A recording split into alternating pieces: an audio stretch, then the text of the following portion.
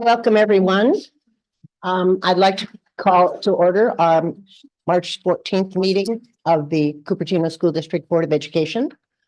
Today is Pi Day, not the eating kind of pie, but the 3.14159 day.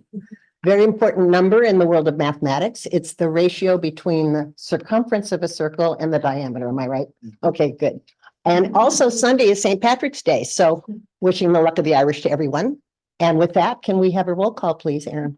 Yes. Trustee Leong. Here. Trustee Manhattan. Here. Trustee Chow. Here. Trustee Liu. Here. Trustee Vogel. Here. Board agenda approval. We need a motion. So moved. Thanks, Jerry. A second. Second. Thank you, Ava. Roll call vote. Trustee Leong. Aye. Trustee Manhattan. Aye. Trustee Chow. Aye. Trustee Liu. Aye. Trustee Vogel. Aye. We have a student from Stockholm-Meyer who's going to lead us in the flag salute today. It is Rory Sauter. Would you come? So tell us your name. Okay, would you go to the podium, please? Thank you. Please stand. Place your right hand on your heart. Ready? Begin. I pledge allegiance to the flag of the United States of America and to the republic for which it stands, one nation, under God, indivisible, with liberty and justice for all.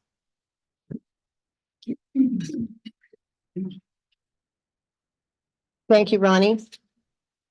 And that leads us right into our school presentation, which is Stockholm-Meyer. So I'd like to introduce the principal of Stockholm-Meyer, Ann Kropp. Welcome, Ann, and welcome to your students and your families.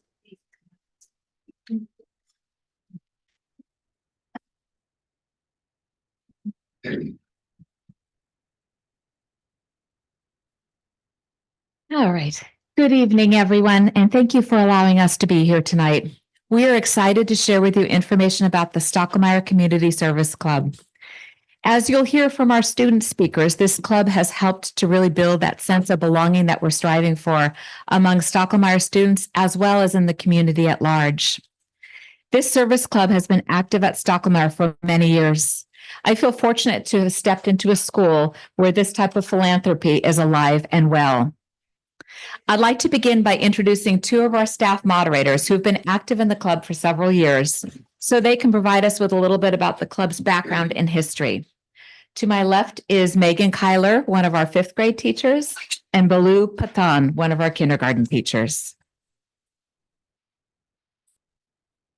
They're telling me I just press this and it's going to move. So I'm hoping we're okay, good. All right.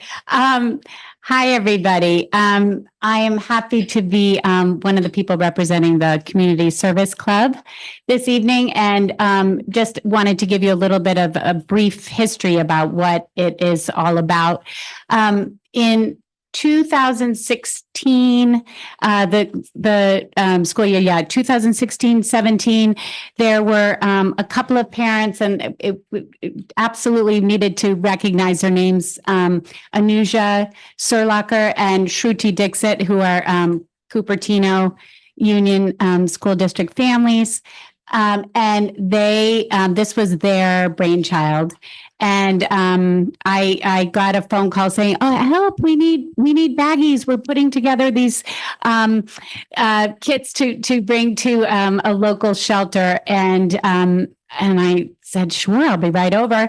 And then from there, I came to find out about their efforts that began with a bake sale and putting together these kits for people in need.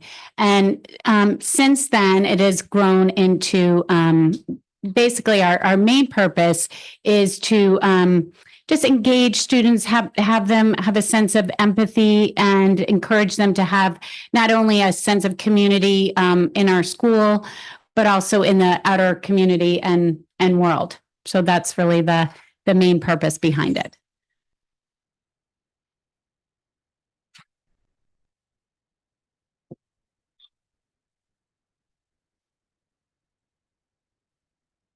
Hello, everybody. I'm Bilu, and I joined Megan in Community Service Club about 4 years ago.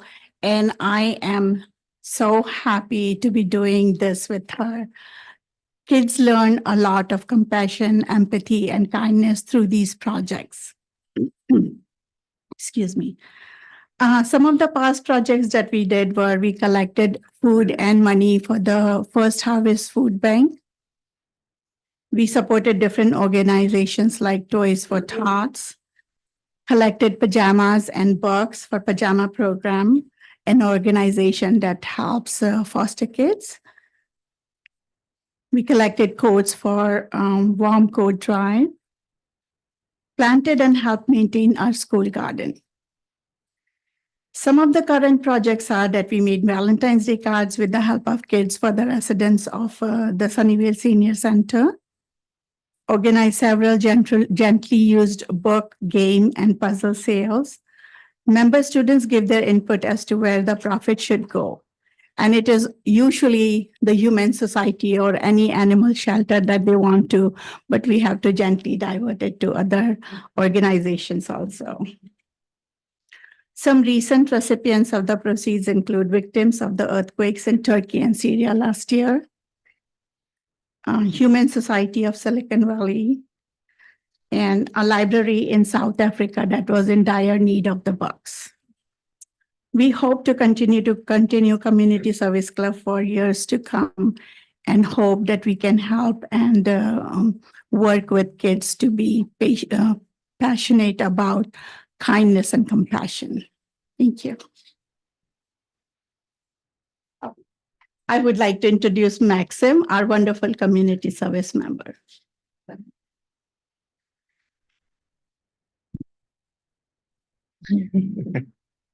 Hi, my name is Maxim, and I'm a fourth grader at Salkamar Elementary.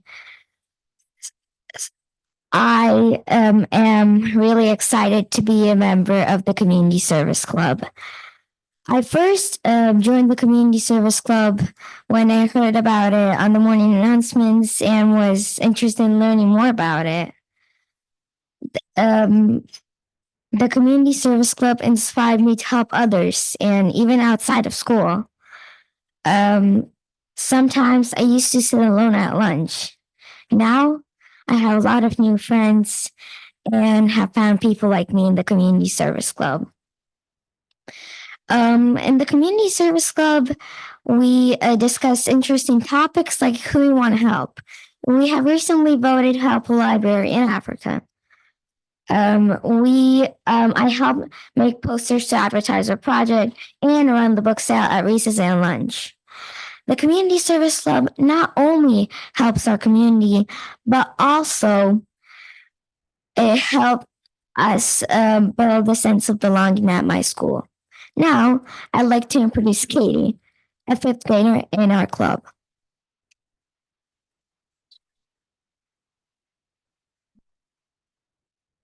Hi, my name is Katie, and I'm a fifth grader at Stockholmar.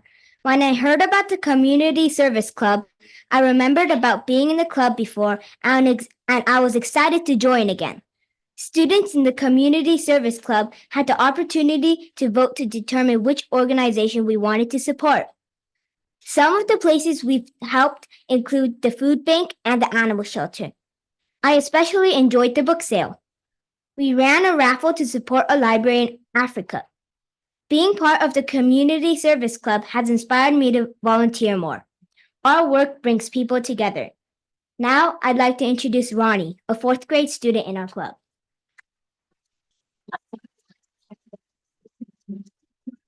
Hi, I'm Ronnie, and I'm in fourth grade at Stockholmar Elementary. I joined the Community Service Club because I do some service outside of school. I thought it'd be cool to also do it at school. I like all the projects we do, and I love that we're helping a school in Africa because there are a lot of schools that don't get the same things like that we do, like libraries. I think it's really cool that we're helping out these communities. Being part of the Community Service Club makes me feel really good that I'm helping other people. I've met new people throughout our club and made new friends. Doing service makes me realize that there's always somebody there to help me like I'm helping others. That makes me feel really good. Thank you for allowing us to speak tonight and share about our Community Service Club.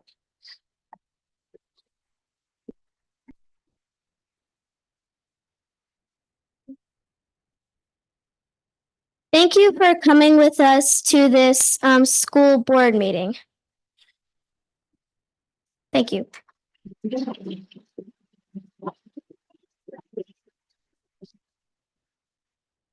Thank you to Stockholmeyer. One of the best things we do at our board meetings is have kids come and staff come to share what's going on in our wonderful schools. So thank you, kids. It was a great presentation. And I'd like for the teachers and the principal and the students to all come into the middle here for a picture. Yes. You're a sibling. Come on, siblings can come. Twin siblings kind of need the picture. Okay, okay. I have twins in my family too. I get it. If you want this next, join community service. Yeah. All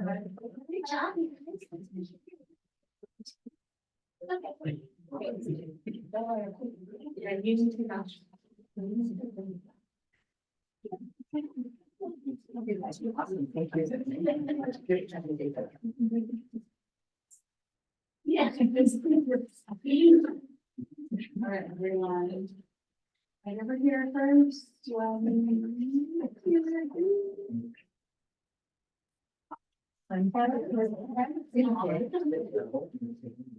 You can go and see it.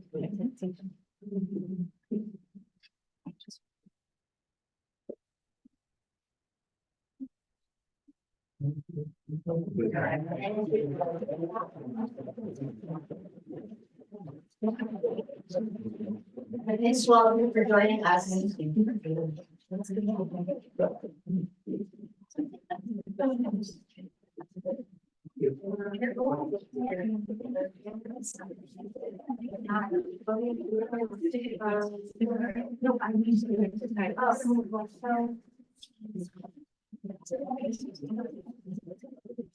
Next, we're celebrating our classified employee of the month, also a Stockholmeyer person. So this is Stockholmeyer night.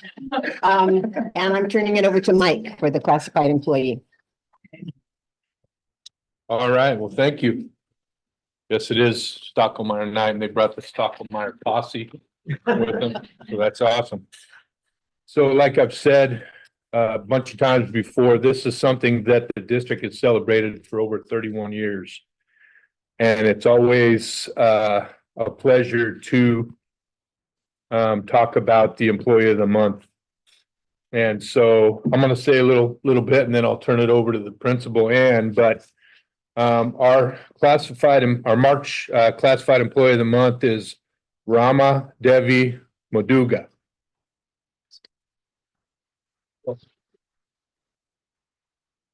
So, you're going to stand there, and I'm going to talk about you for a minute. He's going to embarrass you is what he's going to do. And Rama was nominated by a whole slew of people. It'd probably be easier if I said who didn't nominate you, and there's so many people here. The following was written in your support, Rama. Ms. Rama goes above and beyond her noon duty aide title. She's friendly, professional, and very kind. She exemplifies what a caring adult around campus should embody. Rama is a wonderful member of our Stockholmeyer family. She's very personable and friendly. She always has a kind word and a gentle smile for everyone she sees. Rama takes her job seriously and always looks out for the student's safety. She goes above and beyond the duties of the job as noon aide. Rama Devi is knowledgeable, compassionate, and helpful. She always shows up even on a very rainy day and works well with her team. It's evident she works hard and is committed to the well-being of all. She is truly a wonderful panda. We are grateful for her work, and she brightens our campus every day. Rama is a dedicated noon aide who cares for the school community. She's cheerful and friendly to all. She brings treats to the staff, communicates regarding incidents with our students, and works well with others. Personally, it is a pleasure knowing Rama, and we are grateful she is our peer.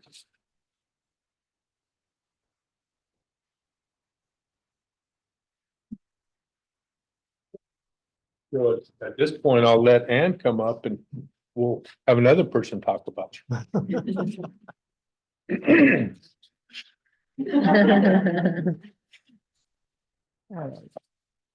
Well, I am so excited to be here tonight honoring Ms. Rama.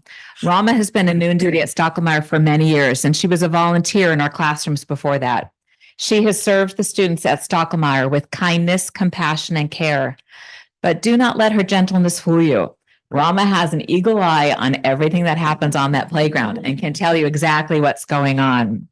She has an uncanny ability to discern when a student needs a little extra TLC or a listening ear. Rama knows the students at Stockholm well. She has spent time getting to know them and connecting with them as individuals. Her kindness extends beyond our students. She frequently brings treats, hot tea, or fruits from her garden to our staff. Her kind, generous spirit is such a gift to the Stockholm community. Thank you, Ms. Rama, for being a panda.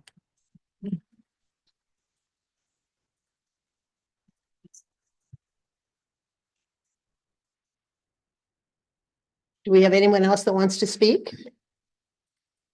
Well, I have some things for you, Rama.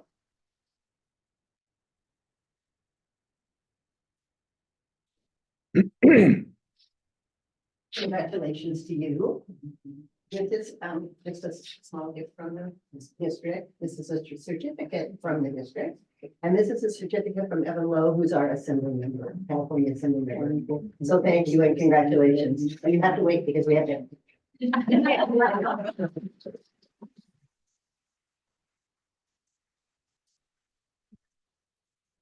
And we need some. I just wondered if we want, yeah, we want Anne. 14.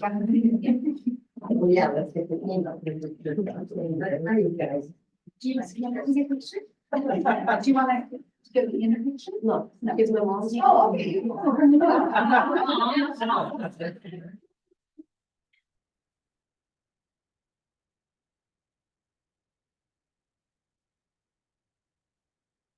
Excuse me, ma'am, can I call those details also? Oh, yes, of course.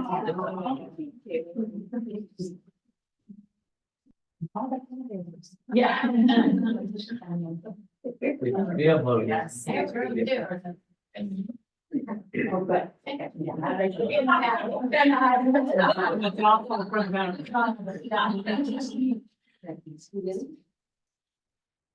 All right, everyone, 1, 2, 3.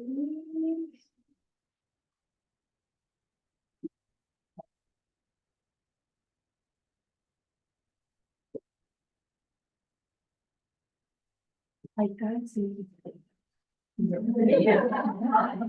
Thank you.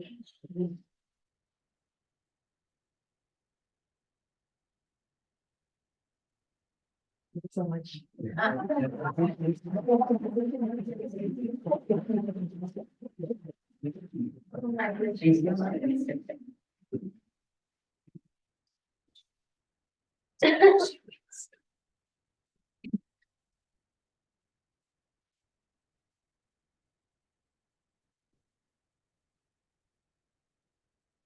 Employee organizations, Erin, do we have any speakers tonight? Yes, we do. We have CEA President Kate Lee. Kate, are you, I saw you come in. Welcome. Good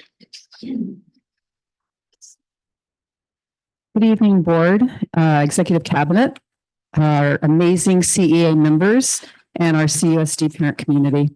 I was going to just be introducing our Special Education Director, Helen Sung, who you met previously this year, but something came up for her, so she wasn't able to make it tonight.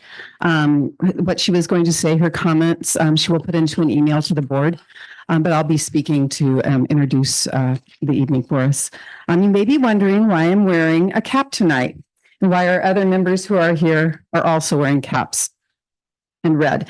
CEA members are wearing caps, and our supported educators equals successful students t-shirts, red t-shirts tonight and today in support of our special education educators and our CUSD special education students.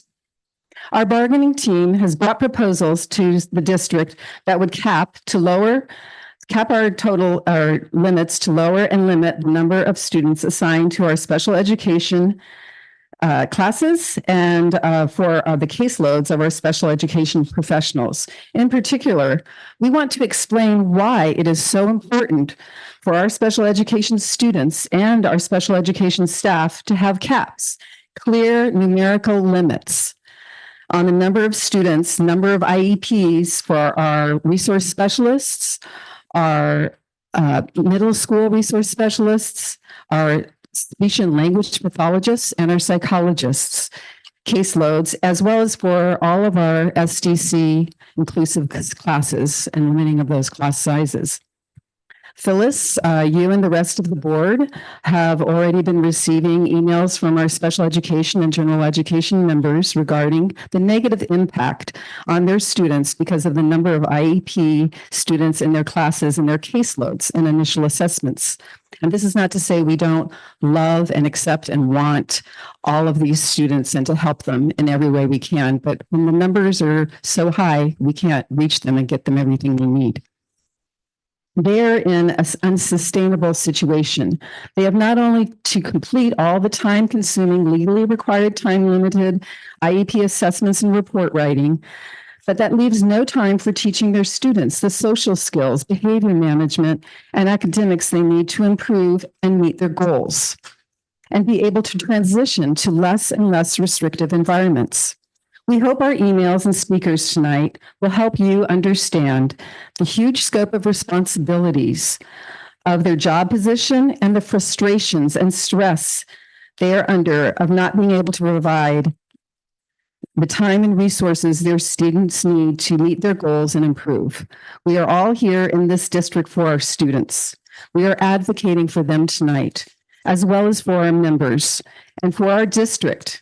So our dedicated special education professionals don't leave our district, and we can attract new special ed professionals who will stay because their workload is livable and they are able to provide the supports their students need to improve and meet their goals. Thank you. Thank you, Kate. Public comment for items that are not on the agenda. Do we have any, Erin? We do. We have 6.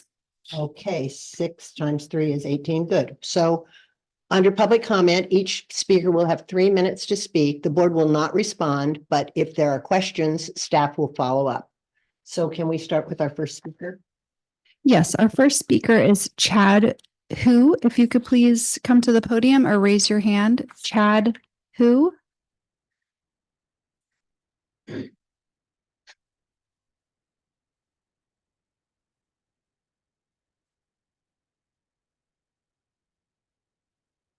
One last call for Chad. If you're joining virtually, please raise your hand.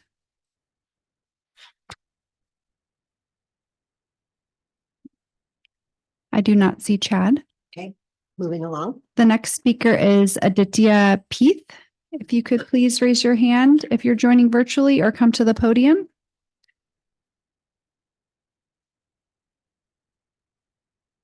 Aditya Peeth, if you could please raise your hand if you're joining virtually. I also do not see Aditya. The next speaker is Eric Lee. If you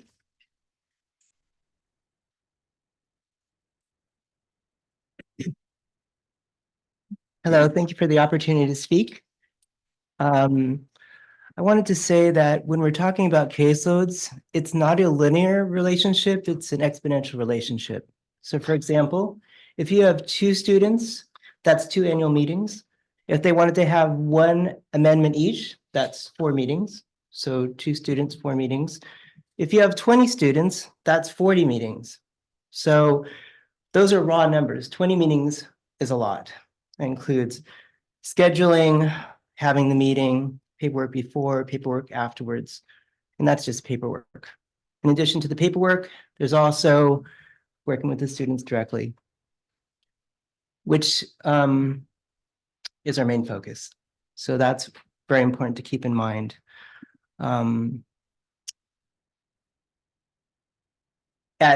So just from a college point of view, I have 28 students. My coworker Bonnie has 27 students, and we have a third resource specialist, thank you for that, who has at least 3 right now. So that's almost 60 students at one school. That's our school.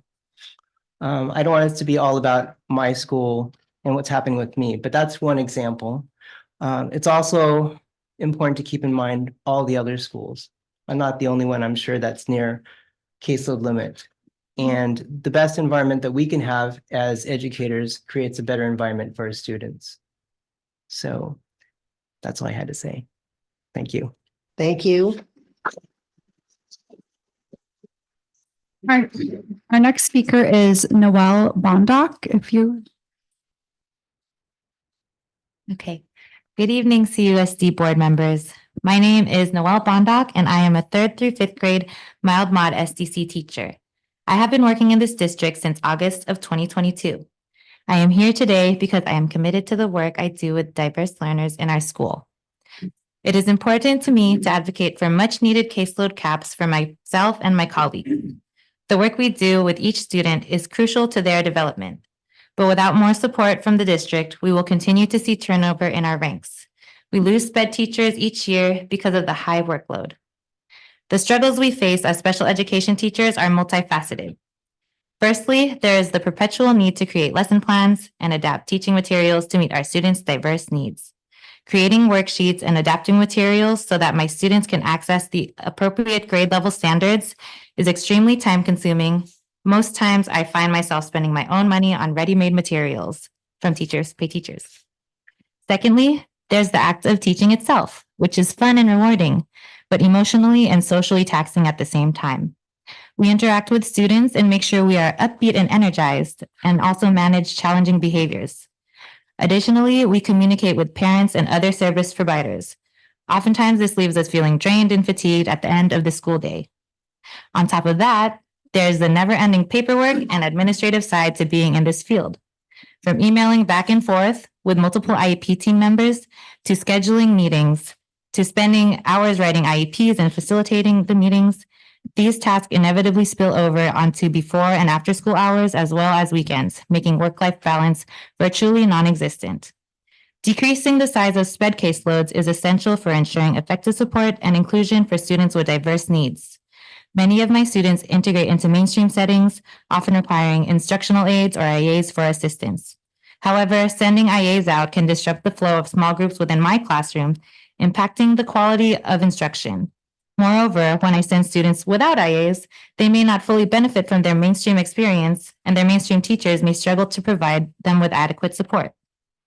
Additionally, in regards to student with challenging behaviors, one student can feel like 5, taking up a lot of time and resources during the day and disrupting the learning of the rest of the students in the class. These are just a few of the many struggles special educators face. The district has an opportunity to support their students and teachers by hearing our bargaining teams ask for class and caseload caps.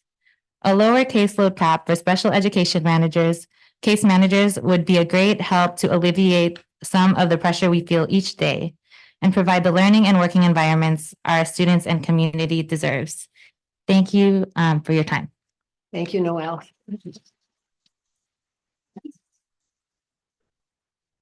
our next speaker is Laura Compton. If you could come to the podium.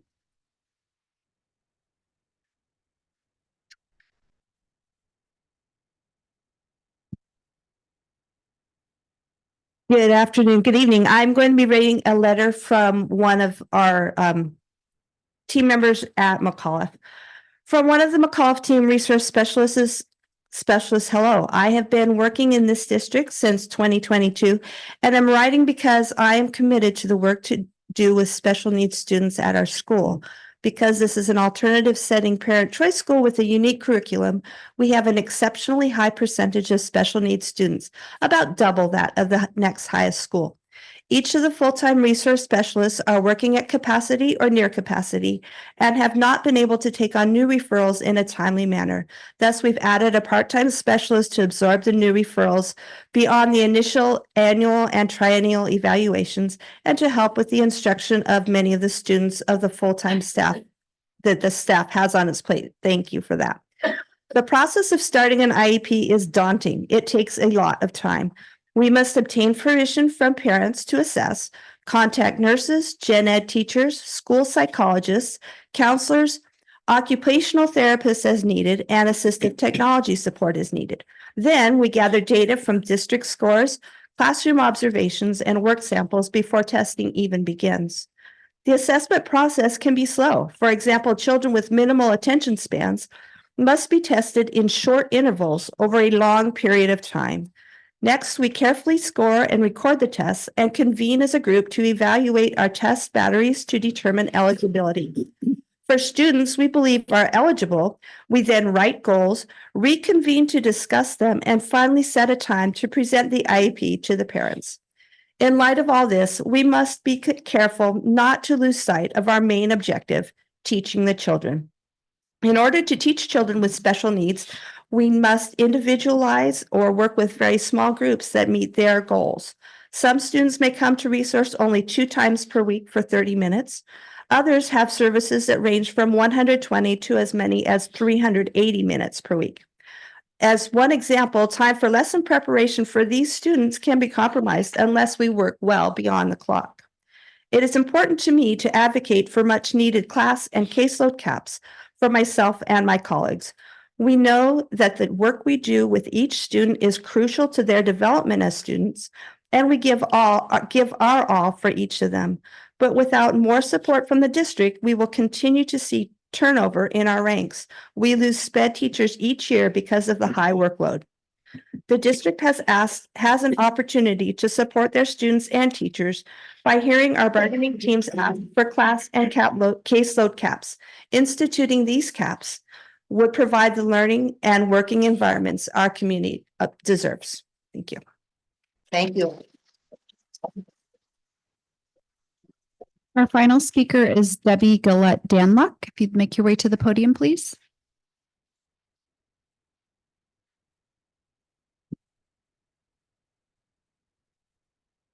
Hi, my name is Debbie Galletta, and I've been with the district since 2000. I've taught gen ed and special ed, but my passion has been special ed. I taught special ed in another district and then taught gen ed and then came back to special ed.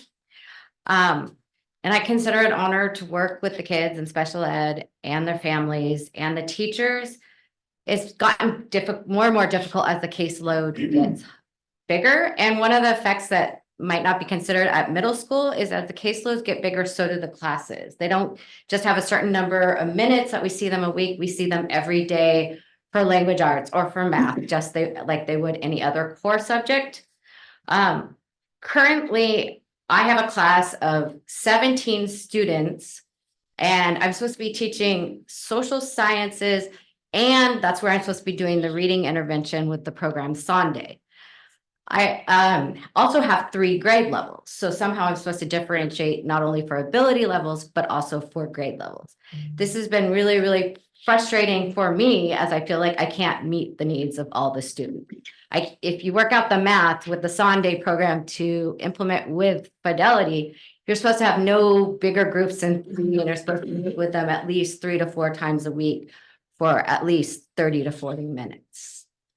So I just wanted to bring this to light because as the caseloads go up, so do the class sizes. And then as I have my own caseload of students, but as a language arts teacher, then they might not be on my caseload, but I would still have to go to their IEP meetings and prepare for them and update their goals and write new goals. Thank you. Thank you. That was our final speaker. Okay, thank you, Erin. Next, we have the superintendent's report. Superintendent Yao. I just have 2 things that I want to share, and one is, as this is the time of year that we are, as the district, engaging in our negotiations with actually all 3 of our unions, they are up for contract renewals. I think it's just really important to, from my side, to express that, we will continue to actively listen to their interests that they express.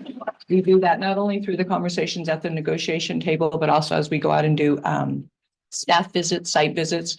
We meet with every department, and we really do try to get out around the entire district to hear back from them and listen. And I think those are so important to hear that feedback and actually, continue to gain, hear that interest. I do believe that we have a very collaborative opportunity. And I think continuing that collaborative approach, I think all of our interests will be addressed. I think we'll do that while still ensuring, one of our primary goals is that we have to make fiscally sound decisions, because I think it is important that we create that sustainable learning environment, that we provide that stability, not only for our staff, but for our students as well. And so I think collectively, I do think we'll achieve that goal. Okay. The second one is a little bit near and dear to my heart. I did want to share that we had 2 of our schools that participated in the county spelling bee last weekend. 2 of our students actually had competed and earned to go on to the county level. And the result of that, one of our students from West Valley is actually going to be competing in the state level at the end of April. So super excited. Former 5th grade spelling bee winner for myself. So, many years ago and many less words ago, I'm sure, but wishing our student luck and looking forward to bringing back the results. Great. Thank you, Superintendent Gao. Next, we have a discussion item on the general obligation bond survey results. All right, I will kick us off, and I just want to appreciate and call out that we did modify the order of our board meeting tonight so that we could have this discussion early on, so that Dale Scott could be here and lead the way. We, over the course of the last 12 months, have been having conversations about the possibility of pursuing a general obligation bond. In November, December, we had talked about the interest of going out and getting a survey to see where our community might lie in support of this. And so Dale and his group have been doing that work. So tonight he is going to come back and share those survey results and allow us to have a discussion question and see what our next steps are and where we want to go with that. So I'll turn it over to Dale. Thank you. Sorry. Presentation.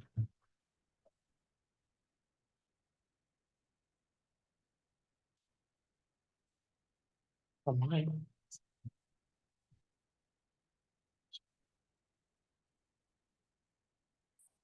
You want me to begin without the? Here it comes.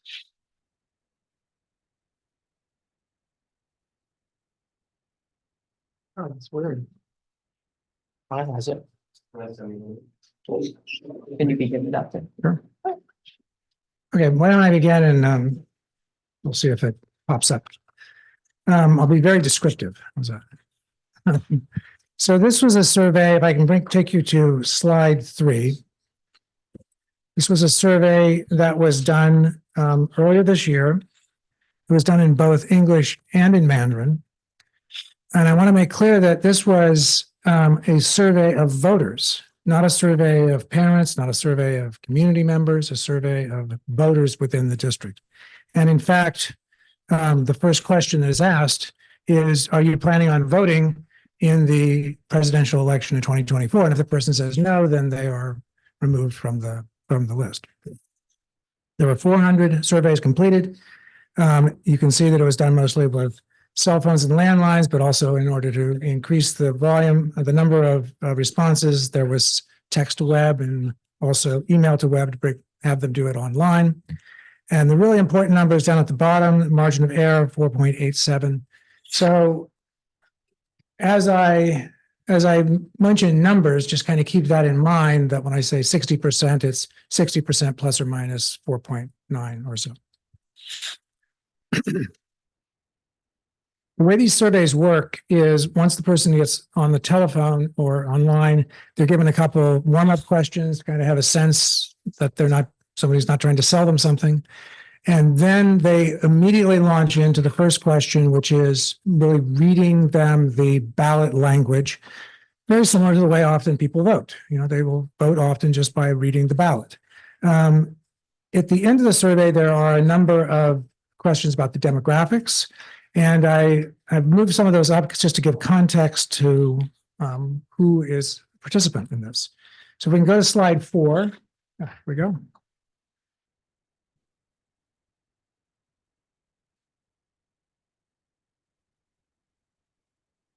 Am I controlling it, or are you going to control it? We'll see.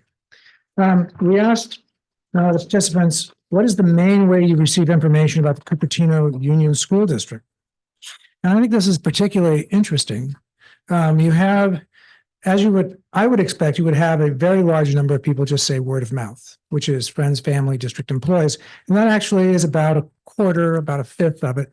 But district communications is really enormous. I mean, that's very unusual to see it that large in a school district. 30% of the voters saying that they get most of their information from district communications. And then you add in the district website and you add in district social media, you have a very large number. And this is really flipped of what you would have seen, they say 10 years ago. Well, as you look at the size of the Mercury News, 15%, that would have been exactly the opposite or even more so at that time. We also ask, I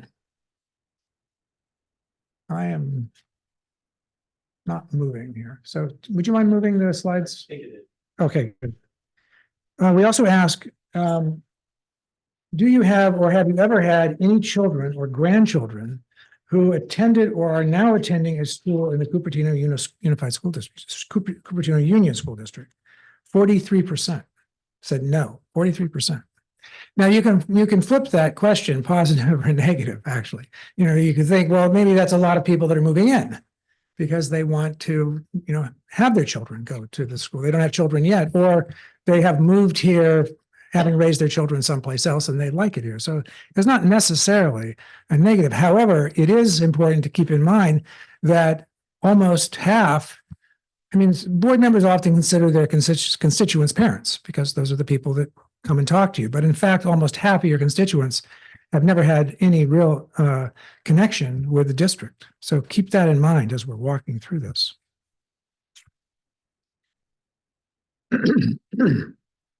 Do you agree or disagree? Cupertino Public Schools are our community's most important asset and should be our number one priority. Our number one priority, 72%. As I always joke with school boards, can you imagine any issue in your community where 72% of your voters agree? Sometimes, so it's pretty amazing, really, you think about it. Even though you have about half of your voters who don't have any connection to the schools, they've obviously figured out the impact of schools on their own property values. Do you agree or disagree? Quality schools increase property values, 95%. Amazing. 2% disagree. It's a little unclear if they were listening to the question on that one, but 2% disagree, almost essentially no. So everybody agrees quality schools increase property values. Do you agree or disagree? There is a significant shortage of available and affordable rental housing in the Cupertino area, 71%, still fairly large. Okay, that's kind of the background of to give context to the voter attitudes that we're going to talk about. So as I said, we read them the ballot language, and I want to spend a little time talking about these beginning slides and how they're put together. So on the left-hand side is the ballot language that we think will be used. Now, this is going to change as we get closer. If you decide to go forward, we'll massage it, we'll talk about it, but this is generally what it would look like. So it would have some information. Much information in this is required by the state. It describes some of the projects. It describes the tax rate. It describes the dollar amount, $429 million. The levy, $28 per $100,000 of assessed valuation. And we did something here slightly different than we've done in the past. We did what's called a bifurcated survey. So if you look on this page 10, go about 3 lines down.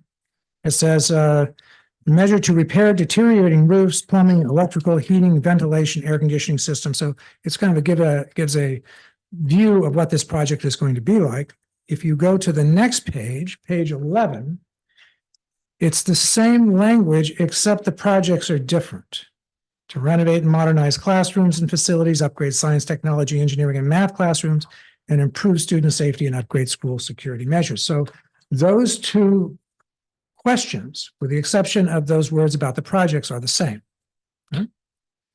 We did this obviously to figure out, well, which does better. So if we go back to page 10, the repair and renovation, what happens is they say, would you be in favor? Would you vote yes or would you vote no? The person says, I don't know. And then they get a second question. Well, would you lean yes or lean no?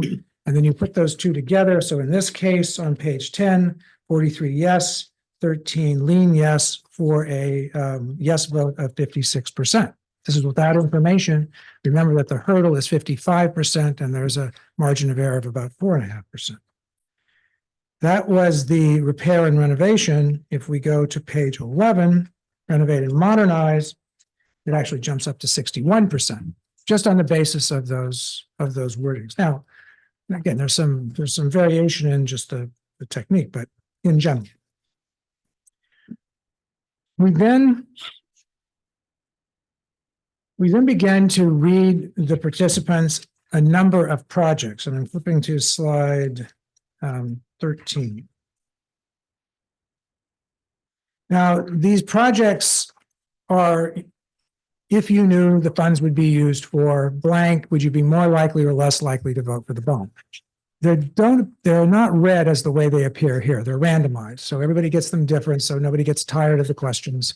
But they have been resorted here so you can see which ones go up to the top. The dark blue is they say I would be more likely. The dark red means I would be less likely. The light blue, they say it doesn't make a difference, but when we go back and look at they're a yes voter, or the orange, they say it doesn't make a difference, but they're a no voter. Okay.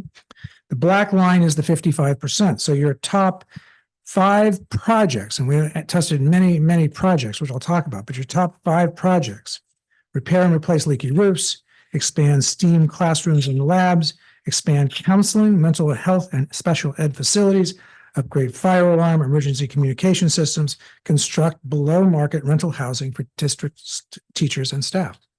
Top 5 projects. Now,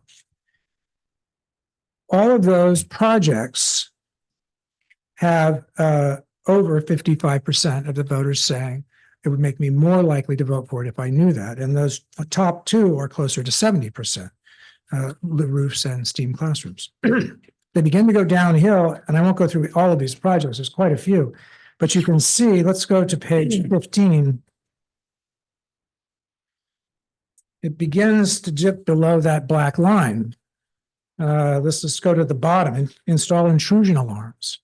Install additional fencing and security cameras. We go to page 16. Then it's really below. Renovate and modernize existing classrooms, update play structures, renovate PE facilities. So you're beginning, I think, to skip the trend as it goes farther away from educational projects. And I'm on page 17 now. Relocate and update kitchen facilities for districts. Well, you still have 28% of the people say they'd be more in favor of it, but you begin to really lose as it works itself away from things, which I believe people are saying, how does this affect the education of the child? I think that's really what they're saying. We then ask questions about taxpayer protections. And I think these are actually important questions because many voters, as you see, they don't have a lot of connection with your district, and they don't actually know how these bonds work, and they don't know what the system of education funding is. So we try to tell them or ask them if they knew about these protections, what would happen. Now, this one question at the top, we have seen trend upwards really since COVID. And I think you'll understand why when I read it. If you knew that these funds would be spent locally and cannot be taken by the state and spent elsewhere, almost 80% of the voters say they would be more likely. And that was the highest single answer. And that's consistent across the state. I mean, regardless of the demographics. Full public disclosure required, 73%. Many projects would qualify for state matching funds, roughly 69%. All of these projects, with the exception of technology funds, would be issued as a series of short-term bonds to reduce borrowing costs. That just didn't like their problems. I think that's esoteric. We also tested tax tolerance, tax rate sensitivity on slide 21. Now, the question that we read to the voters at the beginning had a tax rate of $28. That's the one in the middle. Even moving it up just $2, pushed it down a little bit. $12, less than half of the 28, gets over the 55. So one thing that does, I mean, not to jump to too many conclusions, because remember, we're not saying here, would you vote for it or would you not vote for it? We're saying, would it make you more likely or less likely to vote for it? But it does seem that there is a tax rate sensitivity here, and more so than I see in most surveys that we do. Mostly it's like, yeah, you know, whatever the number is within a range, goes a little bit one way or the other. This is a pretty big jump. You know, you're going from, when we add in the more likely and the no difference, yes, you're over 55%, you're up to 60%.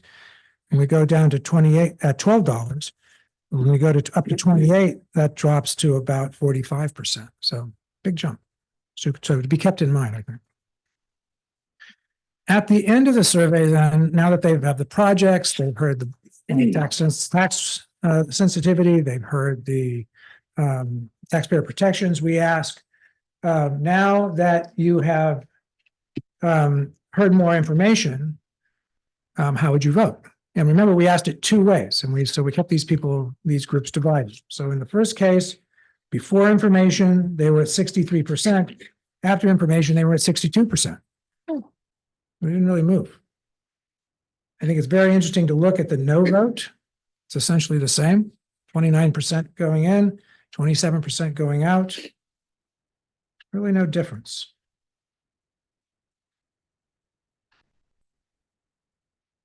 Version B, the renovate and modernize, started out at 61, stayed at 61. So not a lot of movement. This is a town that people kind of know what they think. I think the arguments moved them. You know, they liked the arguments, but they didn't change their mind much. The no vote on this version went down a little bit. The hard yes, and that's the really important part to look at, the hard yes did move quite a bit, 41 to 49% on this version. The other version, it was went up a little bit, 5 points. We then added one piece to this at the end. We then said to voters, in addition to a general obligation bond, the district is also thinking about a parcel tax. And then we read them what that parcel tax language would look like. Now, we asked them a couple of questions about that, but most important question was at the end, and this was a very brief part. We said, okay, now knowing that they're talking about a bond and knowing that they're also talking about a parcel tax, which of these statements would describe you? I vote for, this was just for the bond, I would vote for yes for the bond. I'm sorry, I would vote yes for both. Going around the circle, I would vote yes for the GO, but no on the parcel tax.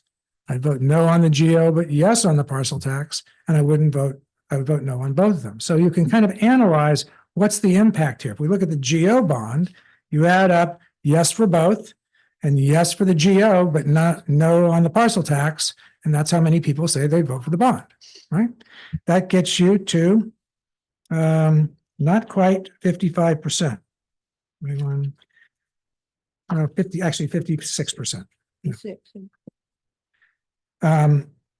If, however, you look at it from the other end of the telescope, how does it affect the parcel tax? That's on the right-hand side. I vote yes for both. I vote yes for the parcel tax, but no for the bond. Well, that doesn't get you to 2/3, which is what you needed for a parcel tax. So if you put them both on, parcel tax, and given this information, looks unlikely. Doesn't seem to affect the bond that much. Parcel tax, no. Okay, just a few more slides. I wanted to point this out regarding voter turnout. I think I've shown you this slide before. This is voter turnout in Santa Clara County, not in your community, but in the entire county. Look at the blue columns, which are the presidential elections. In November of 22, 85% roughly of the registered voters in the county voted. Look at June of 22, which was a gubernatorial primary, 35, 36%. So these are very, very important numbers. If you're going to consider, I mean, why are they important? They're important because the fiscally conservative voter tends to vote in every election. Every election. The less fiscally conservative voter, the decline to state voter, the younger Democrat voter, they tend to turn out in high profile elections like a presidential election. So in other words, this pie chart on the right-hand side changes its proportion depending on the election. You're going to have a much more conservative base in a gubernatorial election or in a gubernatorial presidential primary. So if you're going to go forward with this, I strongly suggest you do it on the presidential election, given these numbers. In terms of timing and steps that have to be taken, working backwards, election day, which is in purple, we call it election day still, which is funny when you think about it, because we don't have election day anymore. We have election month, but it ends on that day. Okay. November, in order to put something on the ballot, you have to file with the county by the roughly beginning of August. And if you were to take action, we would want to do that sometime in the spring. So with that, I'm happy to answer any questions about the survey. Well, as always, thank you, Dale, for a very complete report. Do we have any questions from the board? I'm sure we do. You want to start, Ava? Sure. Hi, Dale. Thank you for coming back. I appreciate the clean report and easy to read. This is just a technical question. Is this available on the agenda for people to look at? It is now attached, yes. Okay, it's now attached. Okay. Come back to me on the other question. I will. Thank you. Who would like to go next? Satish, go ahead. Yeah, I have, thanks, Dale. This is pretty good, actually. A good handle. So, on slide 23, right? So you said before information and after information. So while you are talking, you provide more information on how does it work actually? So you make them understand, then ask the same question again, how it all worked actually. No, that's accurate. You read them the ballot language at the beginning. Okay. So they have no information. Okay. Which, as I said, is pretty close to the way many voters vote. They have no information, they read the ballot language, they make their mind up. Then we give them all the information that we've shared in the middle, which is information on the projects, information on the tax rates, information in the form of the questions that are being asked, and also information about the taxpayer protections. And then we go back and read them an abbreviated version of the ballot measure that we read before and saying, knowing this now, these additional projects, would you like to change your vote, essentially? And we ask them again, would you vote yes or no? So my two questions. Sure. Yeah. So my second question is like in first two slide 6 and 7, generally everybody feels that this, the 95% almost like, feel that the value of their property, everything is based on the quality of the education in the school. But in the later responses, we have majority of them 40 to 50 kind of things, right? When you ask for the bond.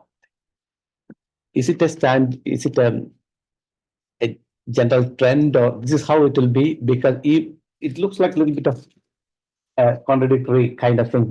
They take a lot of pride, they understand the value and everything, or they're connected to education pretty much.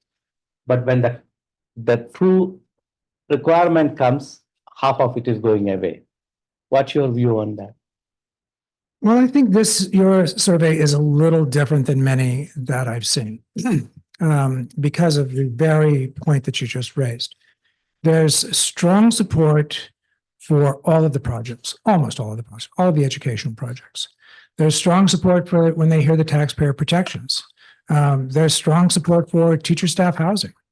There's strong support for this knowledge that this belief that quality schools increase property values.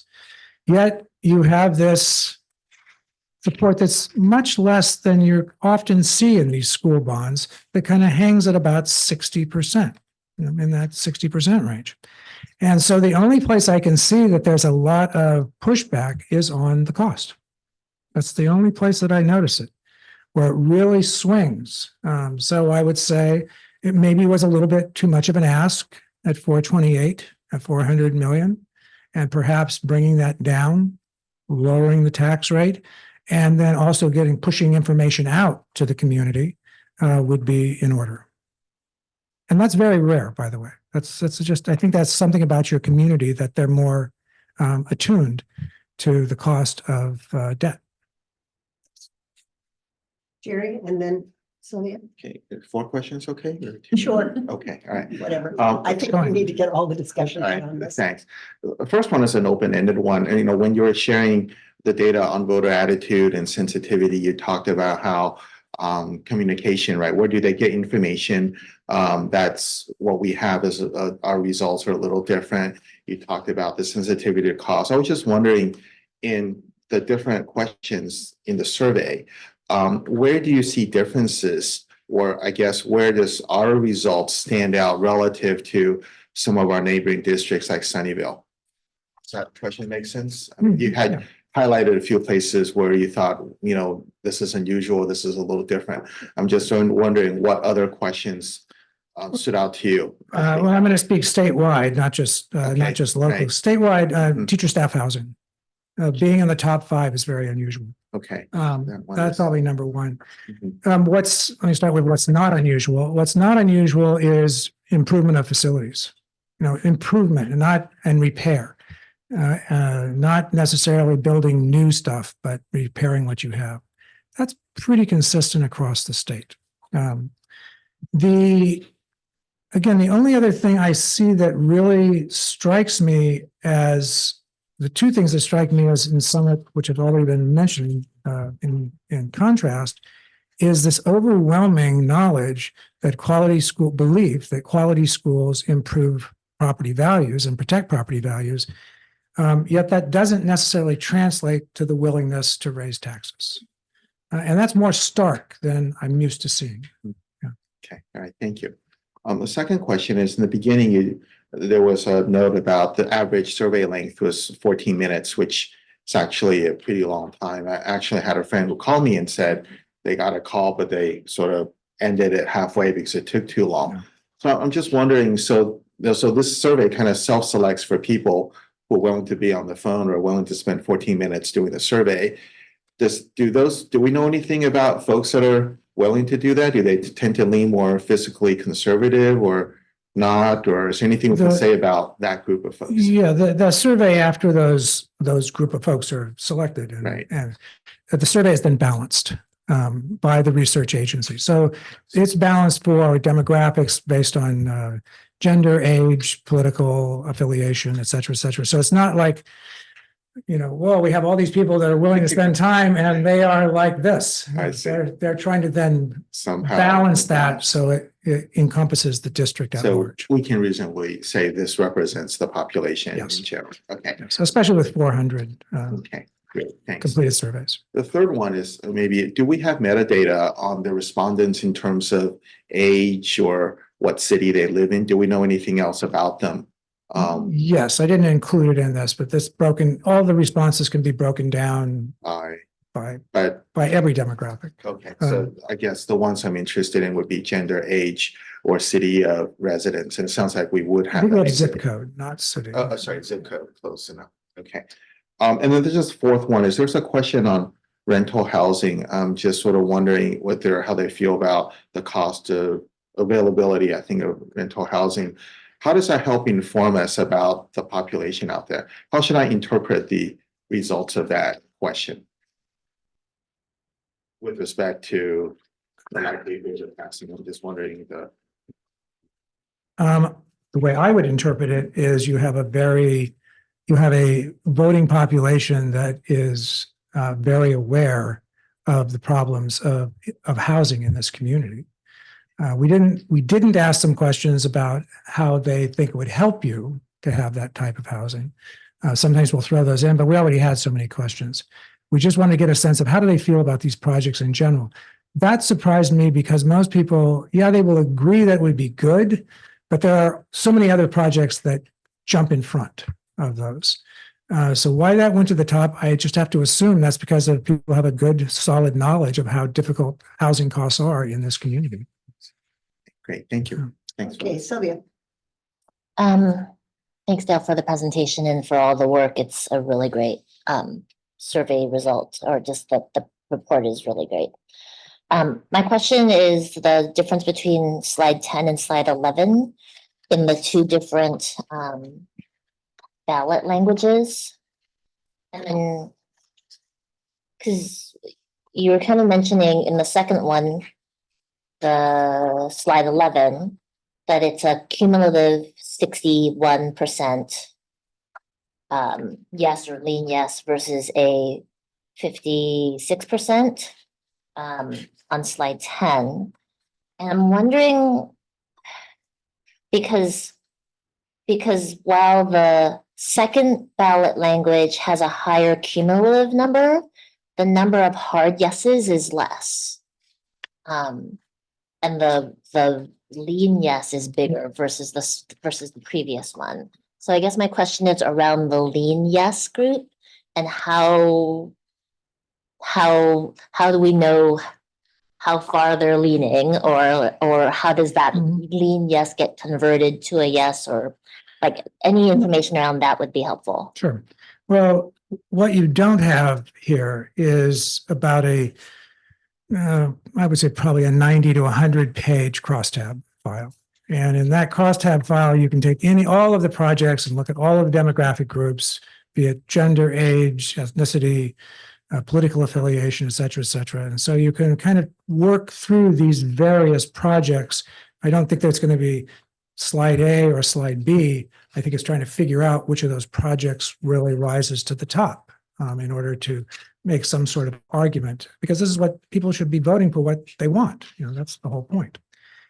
As far as the lean yes, I think that's a good question. I'm not sure if I can give you a great answer on that. The lean yes and the yes vote together are fairly consistent in being where the vote ends up once we actually get to the ballot box. So it's not like all these people waste away. However, there's another part of this survey, which is again not in this presentation, where the voters are broken down by, are they consistent voters? Are they semi-consistent voters, or are they one-off voters? So are they voters who are voting 3 out of 4 of the last elections? Are they voters that are 2 out of 4, 1 out of 3, 1 out of 4? And how does this pie chart look for those different categories of voters? And what we're really looking at is, how does the consistent voter look? Because the inconsistent voter is usually always, yeah, I'm with you. They just don't vote. So you really want to take a harder look, not just at the yes and lean yes, but do you get to that 55% with your consistent voters, or are you hoping that these other people come to the polls? And in your case, you do. So. And in our case, we do. Say that one more time. And in your case, your consistent voters are relatively. Your consistent and your semi-consistent voters together get you to 55%. Okay. Because the consistent and semi-consistent voters are also the ones that are leaning yes. Or hard yes. Or hard yes. Or hard yes, yeah. I see. Okay. So then in kind of comparing the two languages, the one that then is stronger would be the second one, because it's a lean yes plus yes. If you had to choose between the two, yes, but I don't think you're going to be choosing between the two. I think you're going to find the important parts of both pieces are going to be merged together into one. Okay. All right. Thank you. Ava? Okay. Are you ready? Yes, thank you.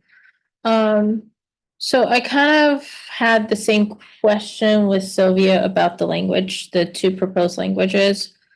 Because I noticed, like, with the top 5 on page 13, not all of the things listed of the highest impact of what voters would vote for, I think that's that page, is in the language of the proposed ballot. Mm-hmm. So, how did you choose what to leave out or what to leave in? Or is this just like a? No, it's a good question. So the language that you see on 10 and 11 is an educated guess. Okay. Now, we do a great number of these surveys. And so we're saying, okay, you want to put this in, you want to put this in, you want to put this in. Given the demographics of this community, make sure you test this, make sure you test this. So let's build this, what we think that language will be. And if we're going to bifurcate it, let's tilt it in one direction and let's tilt it in another direction. That doesn't mean, and I think you hit on the really important piece, what doesn't mean that we're going to hit them all. So you want to then say, well, gee, yeah, I like the fact that we have in right at the beginning funds that cannot be taken by the state. That was the number one. Okay, that was good. But there's some that are in there that we probably shouldn't drop. We should probably drop from this language. There's some that we should make sure that people understand that you are going to be doing that kind of project. So we're using their responses to help us iterate this language in the next version. Okay, so this language is not what the language we're kind of going for, but just gives us a point to start with. It's close. It's Okay. close, but not the ending. And then with the people that you called, and I know that you called people who are going to be voting in the November 24 elections. Were these people also the ones who are high propensity voters, like they have voted in the past 3 to 5 years? It's a mix. It's a mix, okay. And then with the, let's see, taxpayer protections part, it looked like, oh no, I'm sorry, tax rate sensitivity. It looks like there is, it's kind of like the not too hot, not too cold Goldilocks bears, where $12 people were completely okay with some buffer room of more than 55%. And then the cost of $28 per $100,000 is probably around like 47% or so. I wonder if we can find a happy medium where it's right on the edge or with a little bit less buffer room that we can get like a little bit more somewhere. It feels like it's somewhere between 12 and 28. Do you think that might be a good direction to go in? Yes, I mean, the reason it says there's one that's 28 and one that's 30, which seems very odd. Why would you pick those two? 30 is the maximum under state law. And so the 28 is, okay, if we just make it 28, does that make a difference? I mean, does it make any difference? Go from 30 to 28? It turns out it does. So I think you can it's probably linear, that difference. And so you can figure out where you want to be on that. My instinct is that it's somewhere in the high teens. Yeah. That's my instinct. So, but we can certainly, plot that out for you. Okay. And just a point, it's really good to hear that our community understands the correlation of quality schools and their property values and seeing the value of public education. Because I know in my neighborhood, people who move in, it's because of the school district. And as soon as their kid graduates, they move out. It happens in my neighborhood. And also seeing that 95% says quality schools increase their property. And even though only 19% of those who were surveyed have current kids attending schools. And it's really good data to see the page 13 of the top,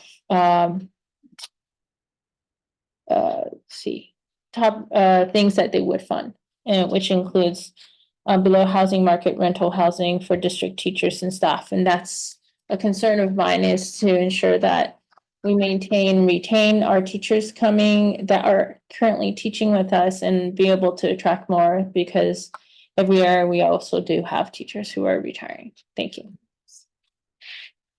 So I have a question related to Jerry's about the people who got tired of talking and quit halfway through the survey. A lot of people don't pick up if they don't recognize the phone number. So is there a high percentage of that? And what do you do about it? Yes, there is a high percentage of that. This is just a problem that has occurred over the last couple decades in survey research.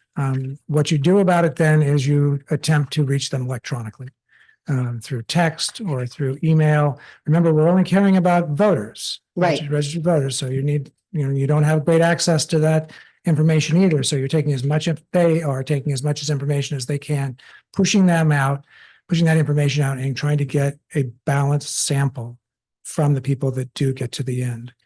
Now, I will say that the people that make these calls are very skilled at getting people to the end. They're very skilled at getting people to the end. So yeah, I know if it were me, I'd say, yeah, I'm done.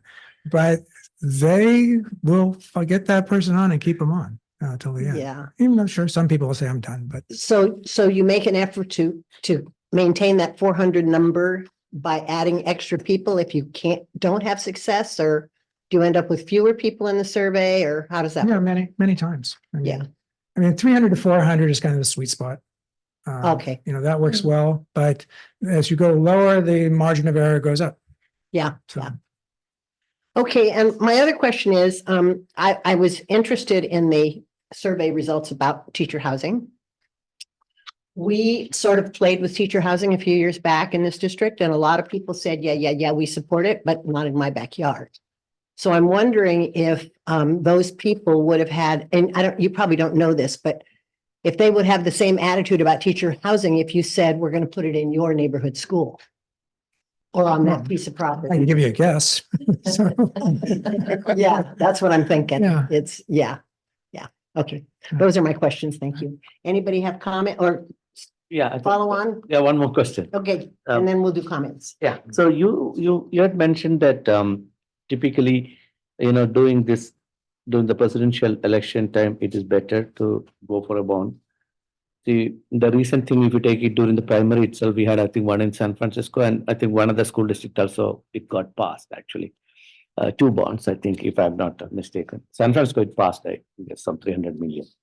So what must be the reason they went with during this primary? Okay, or because at least it is just opposite to what we have been hearing, right? Instead of waiting for the presidential or a gubernatorial, they went during the primary and it got passed.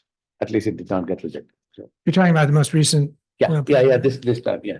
Yeah, well, I'll try not to go on too far on this, but Yeah.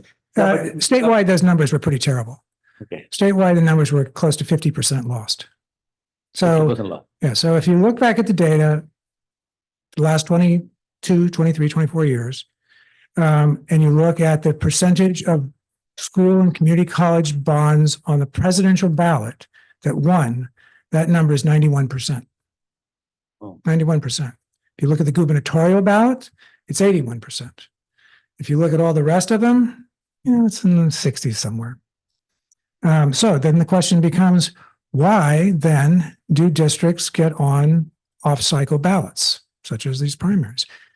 Well, in some cases, there's good reason. We have a project that can't wait. We need this money immediately. That's a good reason. We work with one district that was on the ballot. They would be difficult to find a voter that would vote against a school bond in this district. It's a very, very supportive. They didn't care. They knew it was going to pass. We pulled it. It's going to be fine. Other times, I think those decisions are made on the basis of advice, which may not be in the best interest of the district. Now, why I ask this question specifically is because our timing also now it's already we are in March and we are talking about April and August, next 2 deadlines. Due to some reason, if we miss this, then we don't have a choice immediately, right? So the next option could be the next primary whenever it comes, right? Kind of. So I'm just comparing if we lose the window because we are very close to this. And yeah, we can say that we are above 50% and 60% on the potential and things like that, but just looking the risk assessment right here. I think the important part on the timeline is to recognize too, because we have had past conversations about it, I think we talked pretty in depth a couple times before we did the survey. That's what generated the survey, that to make the decision to move forward, really, we have the framework of the resolution that would need to come forward. That wouldn't take us that long. I'm assuming I'm speaking correctly to put together a resolution to come forward. No, it's more than the resolution, ultimately we are going to target the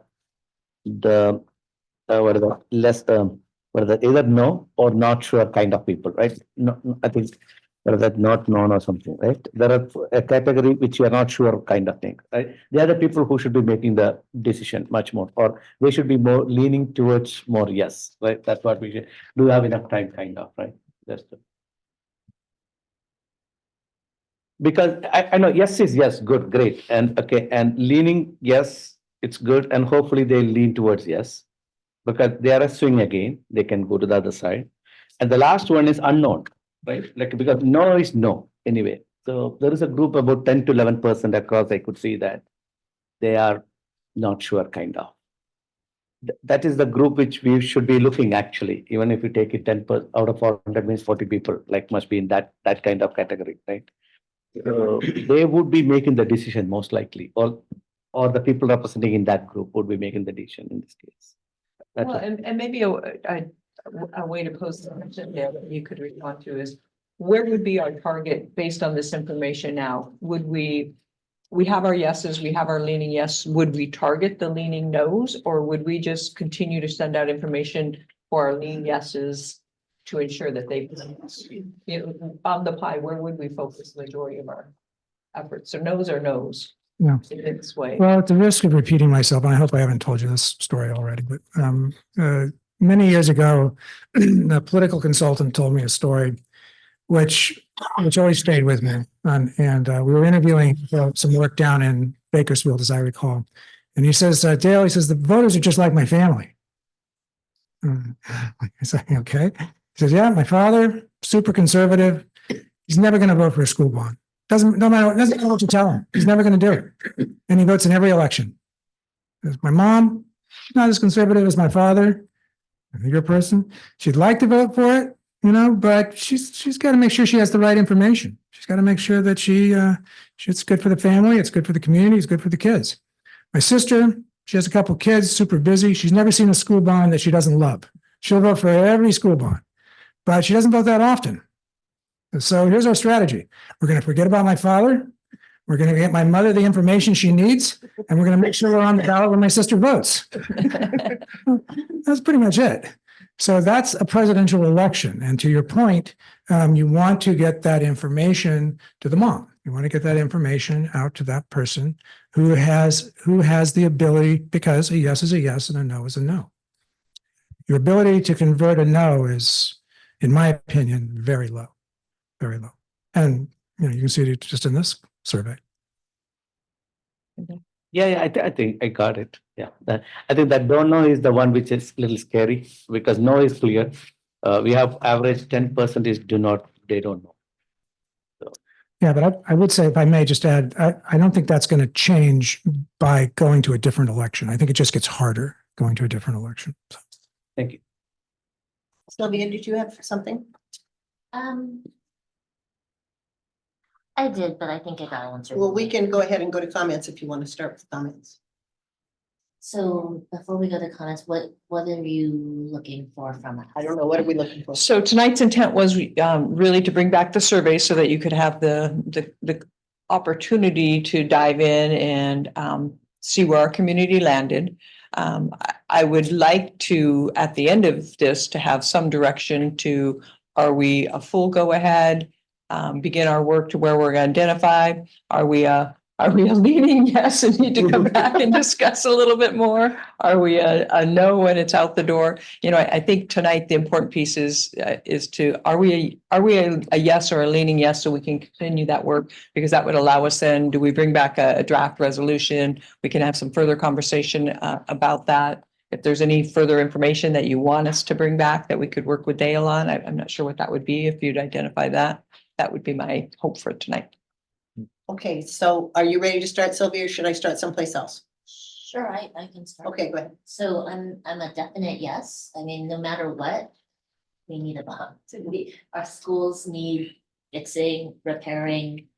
We need all sorts of improvements. So for me, it's a definite yes. I think the question that's lingering is what is our strategy? Because looking at this chart, I'm not totally clear. Like, how do we get those how do we get the mom to vote yes? And then how do all the external forces, factors, impact that voter turnout or the strategy that we use? Who are we targeting? What kind of messaging and like all of those questions, I still feel like I don't have a good grasp on where we go with that. But I mean, as far as moving forward, I think we have to do it. And I would say we have to do a lower number. That would be my other thought. Especially at looking at the difference between the $12 and the $28. It seems like I wouldn't want to, while I know that the higher number was based on the facilities master plan and everything that encompasses, I wonder if we could maybe do it in stages, not stages. We can do one bond now and maybe another one later on to try to cover all of those things. But I would be concerned about going at a higher number and then losing the lean yeses. And who wants to go next? Happy to. Okay, Jerry. Yeah, so, I think we've made a lot of progress the last couple of years. They look at academic performance, data shows that we've made a lot of improvements in just, the quality of learning at schools for both students and staff. And I think a lot of that Stacey had talked about at the state of the district. And I think having a bond to continue to support that effort is crucial. So I'm also with where Sylvia is. I'm a definite yes on going forward with a bond. Have the same kind of question she has on what's the route there. I think since it looks like there's taxpayer sensitivity, so I certainly would like to look at a lower number, maybe in the high teens, like you said. If we could go to slide 34, I don't know if we cover that, but I've been kind of looking at this it's page 34 on the PDF, where it kind of breaks the voters down to sort of the people who vote, people who kind of maybe vote. It's interesting that unreliable people are the ones most likely to vote for it. So that's like an interesting question to look at. But I'm thinking presidential election is going to be about 75-80%. So I'm looking at probably the two left circles, more or less are going to represent. I do feel like there is a route there. I think if we lower the tax rate, the sort of the tax rate, I think we had 400 million, and I'd be interested in something maybe half that, just to see what that looks like. I also would like to see potentially by going to 200 million, what is it that we're not going to be able to do? Also interested, I think generally in our district, we cover 6 different cities. They're very different, I think, attitudes about things, just sort of my experience having, run a few elections. And I'd be very interested in looking at, not me, but staff or somebody looking at that data to better maybe understand what are the different areas, what are they looking for as a way of helping us to target our message better. But yeah, definitely, I think overall, I'd like to move forward at a lower rate. So same as Sylvia. Thank you. Okay. Eva, you ready? Yes, I am ready. Thank you. So Dale, I know that Sunnyvale passed Measure C this past election, March 2024, and then they had a special election. Los Altos passed Measure A in November 2023. Don't know at this point if there's any other bonds or parcel taxes in our nearby school districts. And if there are, would that affect us? I mean, because they're definitely not like one property owner would be in 2 different districts unless it's the high school district that we overlap with. But does that affect how the bond will go in November 2024? I'm sorry, what was the last part of the question? So, if we have nearby school district that also has a bond or a parcel tax, does that affect us in a positive, negative, or neutral way? Nearby, no, because the voter doesn't see it. They only see what's on their ballot. So if the high school or the college was on it, then they would have multiple measures. We haven't actually seen that much impact that have multiple measures. It's a little glib, but you're kind of a supporter or you're not. And there's not a lot of shopping that happens. Sometimes between schools and community colleges there is, but between high school and elementary districts, Not I much. apologize for the additional question. I'm in supportive of moving forward with the bond because currently we don't have a parcel tax or a bond in CUSD. Also, I understand when you do a survey, it's like a cold call, literally. And it's the voters hearing it for the first time. I think if we were to move forward, provide the community more information, having community input, or just giving them more information, that would solidify people who want more information. And I think this is going to be positive because there's always more improvements that we can do academically, especially our lower performing students. We want them to score well. And so I'm looking forward towards our next step. Thank you. Do you want to comment on the amount? Do you have any? Oh, the amount, probably somewhere. I mean, which page was that? 13? No, it wasn't 13. It was. What page is that on? 21. Thank you. 24.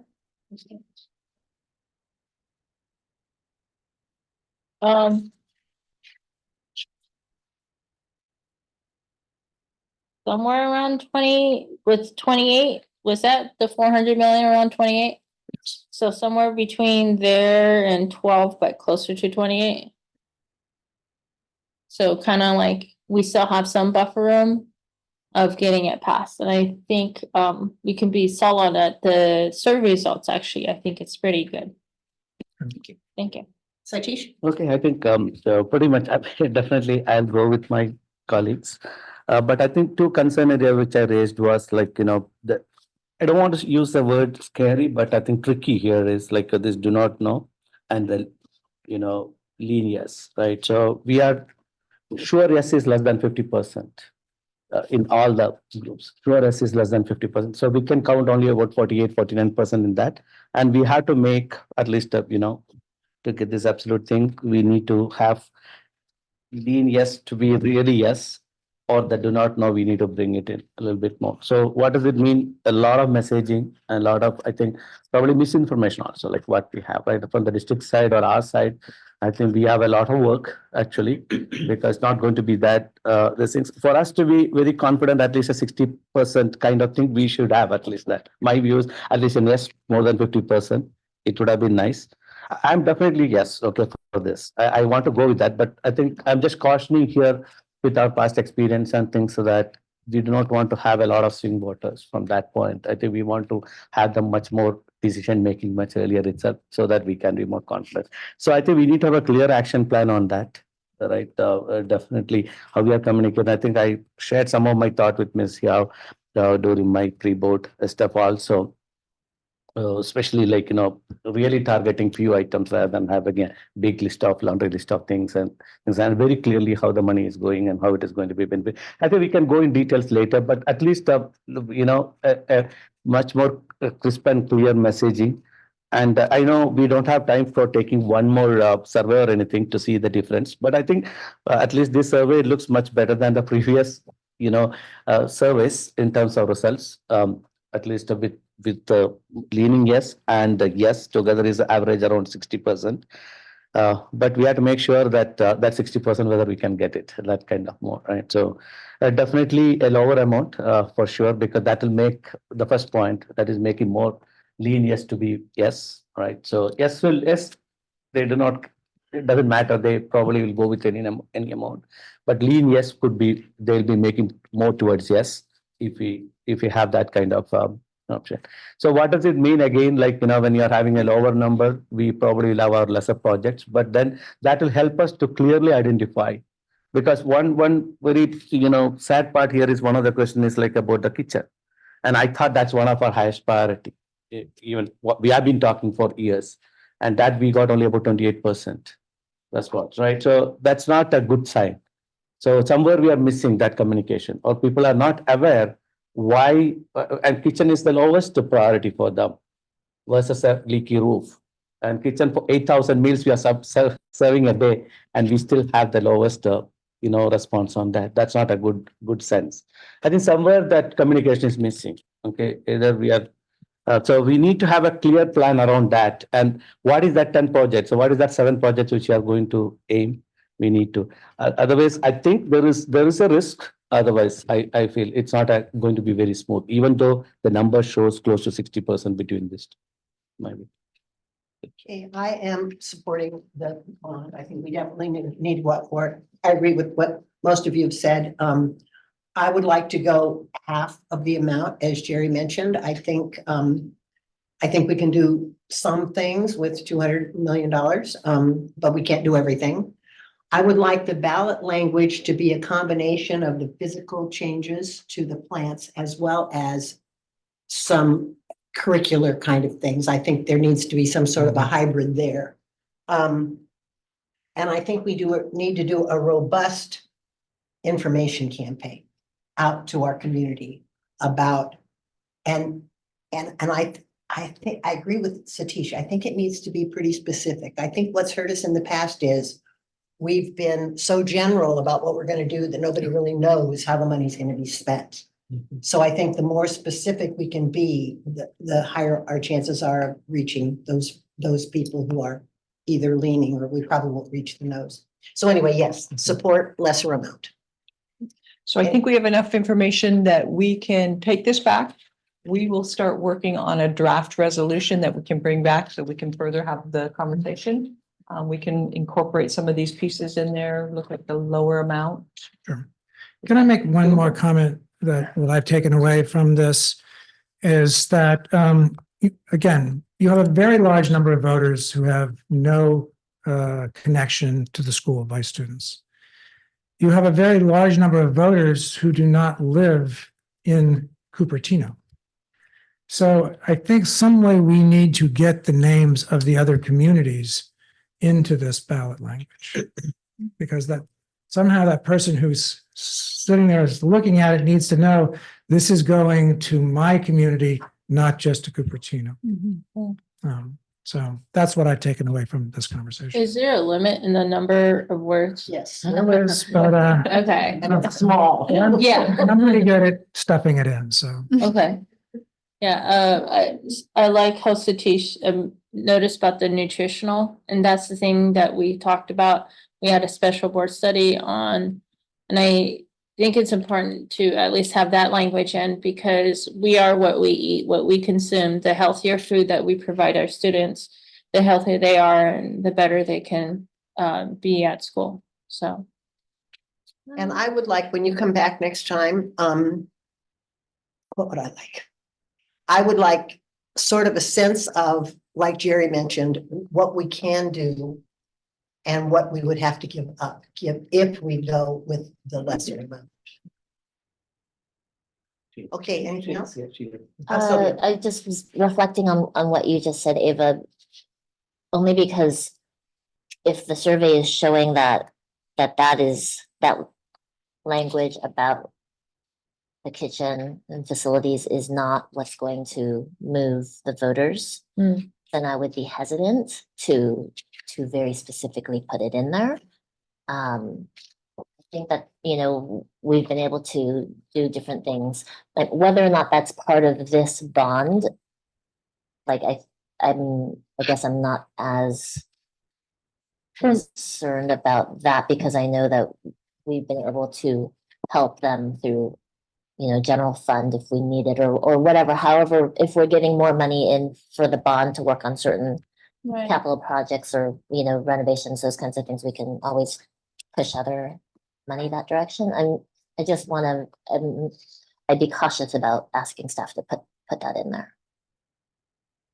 Or it also raises, like, how much are we communicating about the needs of the district or the things that have been on our board meetings to the public? More like a communication, like, do we need to make improvements on communication about that going on?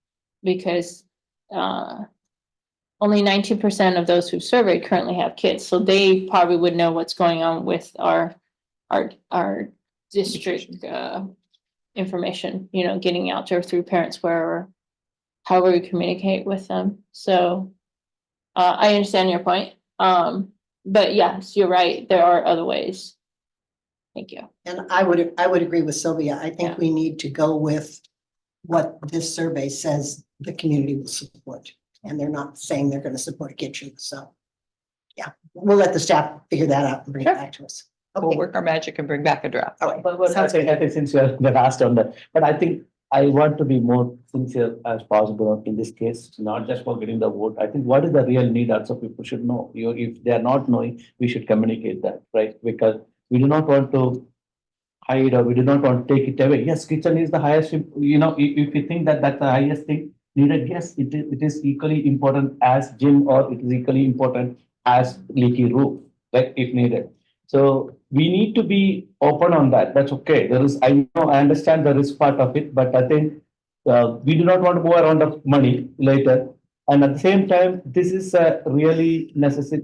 We cannot be keep moving on. Otherwise, in a way, from general fund, we will be moving the money, then that's not the right thing. I think some infrastructural level changes, yes, these are the 5 or these are the 10. Probably not necessarily all 10 people should need to support, but at least 7 of them, they think or few people, this may be the highest, few people, that may be the highest. That's okay. But I think we do not want to take some of the things which is highest priority for the district away.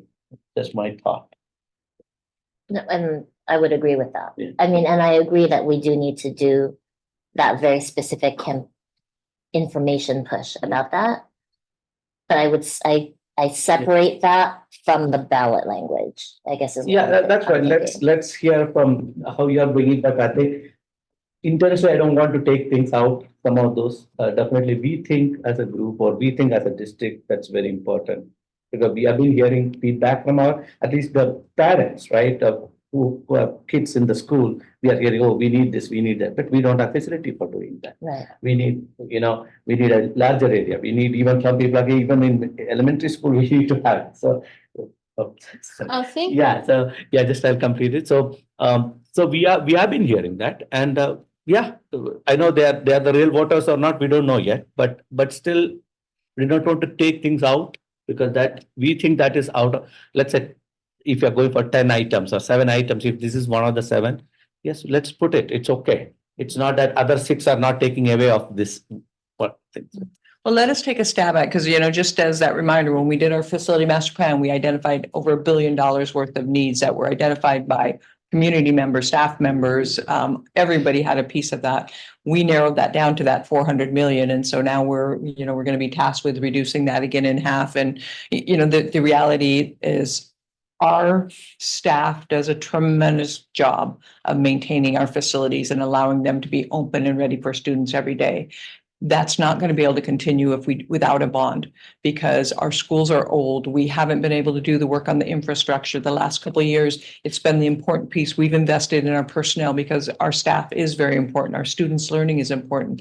But if we don't pass a bond, then we're going to be having a discussion. How do we keep our schools open? The roofs leak, the HVACs are literally held together with their last straw. So, I think that's a reality that our community needs to understand is, yes, we're operating and every day we do the best to have those schools ready for our students, but our kids deserve a lot better. A lot better. And when you see what is available out there for students to have as part of their learning environments, and then you look at what our learning environments appear to, imagine what our kids would be capable of if they had all those tools in front of them and our staffs had those environments. And, I think that's where we really need to help our community understand.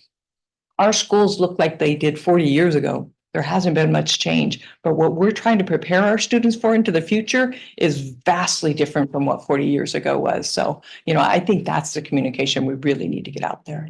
I think what will be helpful is getting the priority list of our district. I mean, we have like the rankings of what our voters think, but for us to look at because you all know best as staff members to know what the district needs, like a priority list. What are some things that are prioritizing that so we can see to help drive the language? Of course, knowing some of the language that has been positive with the survey done by Dell and his company, how we can look at those too. That would be helpful. help us make that I think we decision. have that in the master plan, don't we? We do, we Yeah. do. But we will need to relook at the master plan and, that was kind of the priority. Everything was a priority. We narrowed it down to top priorities and now we'll narrow it down to And the then next top priority. getting that information out. Okay, anything else? All right, I think we're good. Do we have any Thank public you. comment, Karen? No, we do not. All right. Thank you, Dale, as always. We're moving on to consent and we need a motion for 7.1 to 7.8. I'll move. Thank you, Satish. Is there a second? Second. Seconded by Sylvia. I just have a question before we vote about the consent item. Can I do that? Yes. I can't do that. I didn't pull the item. You didn't pull the item. Are Never you? mind. I'll ask you recommending later. pull- Okay. Okay, roll call vote. Trustee Leong, Aye. trustee Madhato, Aye. trustee Chow, Aye. trustee Lu, Aye. trustee Vogel. Aye.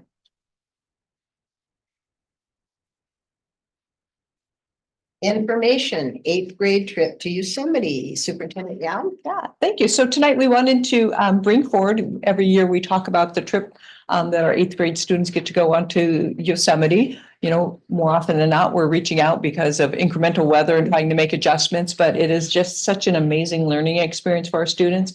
And so we have Sarah Brown, our Director of Ed Services, who oversees the Yosemite trip, and then Todd Bettler, who has been instrumental teacher at Lawson, who has been part of the leader in planning for Yosemite for a long time. 10. All right. Well, thank you for having us tonight. We're super excited about talking about our 8th grade trip. Just like Stacy said, our trip has been kind of postponed for several years due to COVID. And then last year, the only school that actually got to go was Lawson because of the storm of the century. So this year we have, we're going great. So we have 3 schools that have gone. We have 1 school that's still up there, and we'll talk a little bit about that in a few minutes. But I just wanted to draw your attention to the 38 years of experiencing the great outdoors. Now, I actually have really no idea how long we've been doing this trip, but this is what I do know. My brother-in-law, who went to CMS, who's 51 years old, went to Yosemite with the district. So I'm going to say 38 years and maybe longer. So we'll talk a little bit about the trip now. There we go. All righty. So for this year, we've had over 1,500 students attend the trip and approximately 150 chaperones. And the trips currently are 5 nights and 6 days. So they usually leave on Sunday. It's a travel day, and then they get up there usually like around 4 o'clock or so. And then it's 6 days of fun, and then they come back on Friday. So for our trip dates for this year, we have our 23-24 trip dates. And like I said, we've had Lawson already go. I actually went up there with Todd's group. We had a great time. And Kennedy was just recently, and Cupertino, they went up as well. They were a little bit waylaid because we had the blizzard that occurred, but they experienced a great time as well for the week.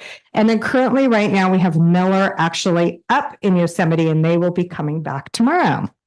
And then Hyde actually goes the next week. So we're pretty excited about that. So everybody looks like they're going to be able to go this year, which is wonderful. This year, we have also contracted a nurse that is going up with each one of our trips, which is fantastic. Help out with students that have some medical issues that they may need a little bit more assistance with, helping out with some medical administration, and helping out with some, minor injuries if any of those occur while they're hiking. So it's great to have a nurse that is actually going up with each one of the trips. Also, one of our admin from each one of our schools attends the trip as well, which is great. So they get to actually experience what the kids are experiencing. And it's so fantastic, even though you are using a bathroom all together and you have to have your hair up and you're brushing your teeth right next to your kids. The kids absolutely love seeing their admin up there. So it's a really great thing. Our Yosemite coordinators, we have Todd Butler here from Lawson, and he is actually our lead coordinator. So some of the logistics have changed recently. So I wanted to make sure that I had somebody who was really experienced with the trip, and Todd's been going on the trip for the last 10 years. So he is our lead coordinator. And Thea is our coordinator from Kennedy. Elise and Balbina, two coordinators from CMS. They actually share the job. So one of them, when they're sharing the job, usually does all the paperwork. There's a lot of paperwork that gets involved with the trip, permission slips, finding, putting lists of cabins together, bus lists, hiking groups together. So the organization is a huge undertaking, and it usually takes quite a few months to get through all the organization there. And Kadrutsa and Sergio are our Miller coordinators, and they share the job. And then Christina is our coordinator at Hyde. And now I'd like to hand it over to Todd to tell us a little bit about the program. So for currently, the students will be staying in the valley. The Har-sided cabins, this is called Boys Camp. It's Curry Village. We also go to a smaller campus. It's called Crane Flat. However, that will be changing next year, and a couple slides will be showing you their new facility, which we're really looking forward to. Instructional day on the trail, it will be a hiking group, and within that hiking group, there is a nature bridge instructor and also a chaperone from the site. Students engage in collaboration, hands-on experience, authentic scientific learning, and this is one of my focus. They will work on team building and independence. For that.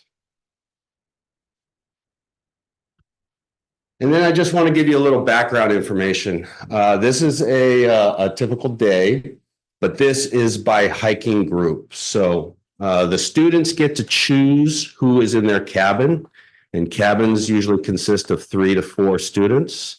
But then what we do is we take those cabin members and we split them up into different hiking groups. So when they're out on their hiking groups, they're not with their best friends. They're with students that they might not interact with all the time. The hiking group is going to be 12 to 14 students, and generally it's split gender. So my big focus on the trip is not only the education side of Yosemite, but also the team building, the independence, meeting new friends. And I'll be reading you a little essay here in a little moment. But generally, the students will wake up around 6:30. Breakfast starts at around 7. I was very disappointed this year. They did not have bacon. Bacon is my #1 reason for going. But we had sausages. Then around 9 o'clock, they're out on the trail. This particular, if they were going to Yosemite Falls, it would be considered a challenge hike, and challenge hike is once during the week. And it could be Yosemite Falls, it could be Vernal Falls, Nevada Falls. It all depends on what Mother Nature is providing at the time. Out on the trail, they will have their lunch. This year, Lawson, we had rain 2 of the 5 days, because the 6th day we just left. But on the right-hand side picture, that is a group having lunch in the Ahwahnee. So they did get to experience the Ahwahnee, which is fantastic. But normally they would be out on the trail having lunch. Spider caves, bear caves, There aren't any spiders in there, but it is a pitch dark environment where they're working on team building. So they have to tell their person that's behind them, put your foot here, put your hand here, and they have to work together. So it's a huge team building experience. About 3 o'clock, they get back off trail, and this is their downtime, their free time where they can shower or hang out with friends, dinner, and then we do a night hike where we go to their auditorium, and then they have skits and educational activities. Experience. So, like I said, not only is it an educational experience, but what I tried to focus with our students is the team building activities. And there, I wanted to read something.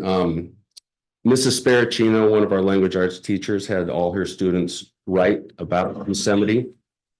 And this is one. It says, have you ever signed up for an adventure without realizing it would completely change how you see yourself?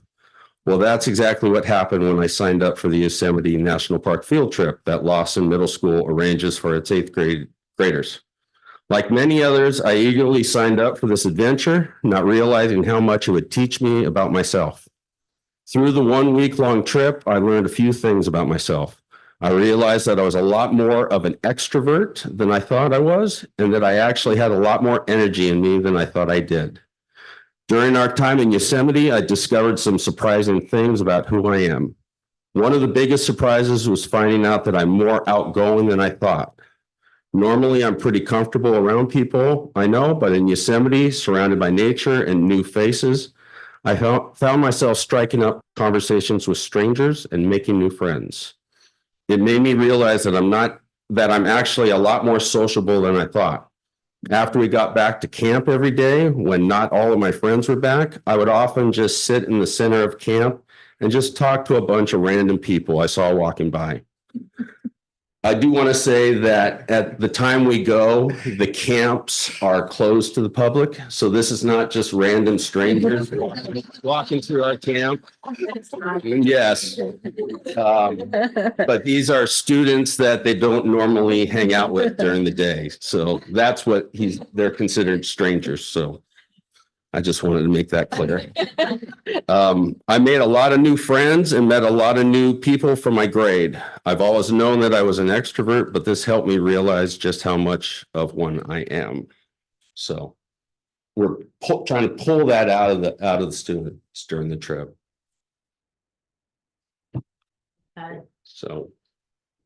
So the new Nature Bridge facility is going to be open next year. So we're really, really excited about that. So right now the kids go up to Crane Flat and they usually stay either 1 night or 2 nights up at Crane Flat, and it's kind of up in the high country. Well, this facility, Todd and I were able to go up there with the Nature Bridge folks, and we were able to take some pictures and see what it looks like. It's absolutely amazing.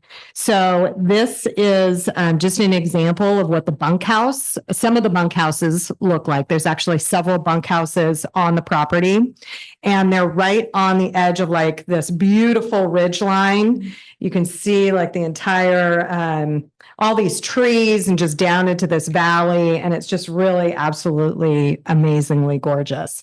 So we're pretty lucky that next year we'll be able to use this facility. Eventually, I believe they said that they were going to be able to house 100 and more than that. So currently what their plan is they'll open it up for about 45 students, which is about the same rotation size that we do for Crane Flat. As soon as everything is built and set, I believe it's about 240 students they'll be able to do. So I envision being able to have half of the school at this facility and then half at the Valley, and then do a midweek switch. One of the positives about this, if you look at the middle picture on the bottom, there's doors that will slide and lock. So we can have chaperones in the rooms, and so they're not necessarily bunking with students. Also, if we have students of non-binary situations, we can also help them in having them in their spots.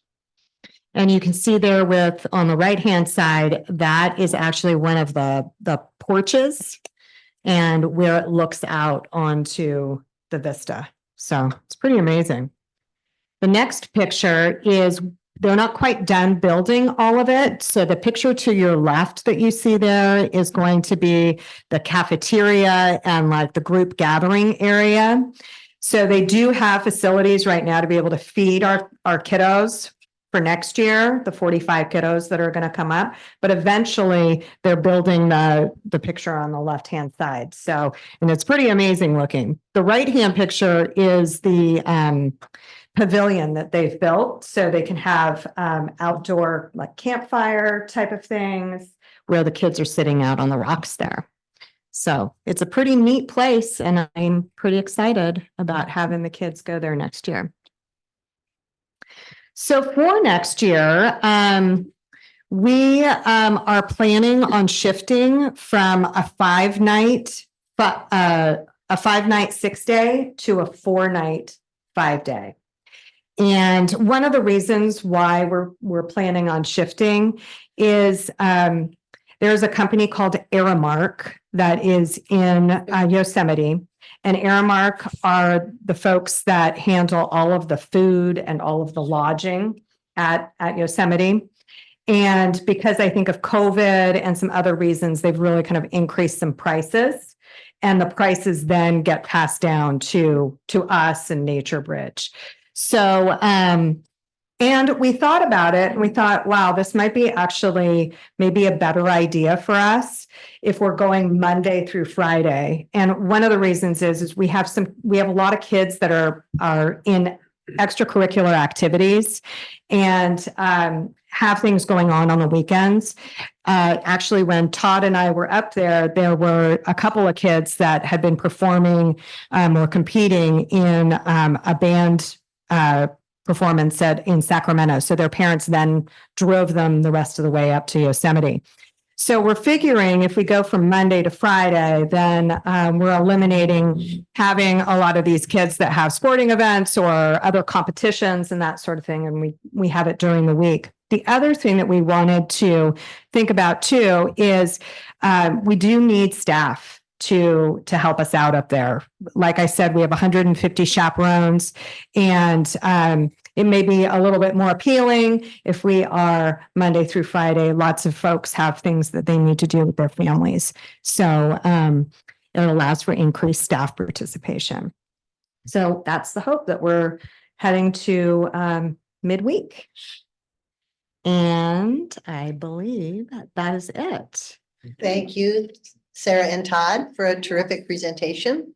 You'll entertain questions from the board, I assume? Absolutely. Okay, questions? Gary.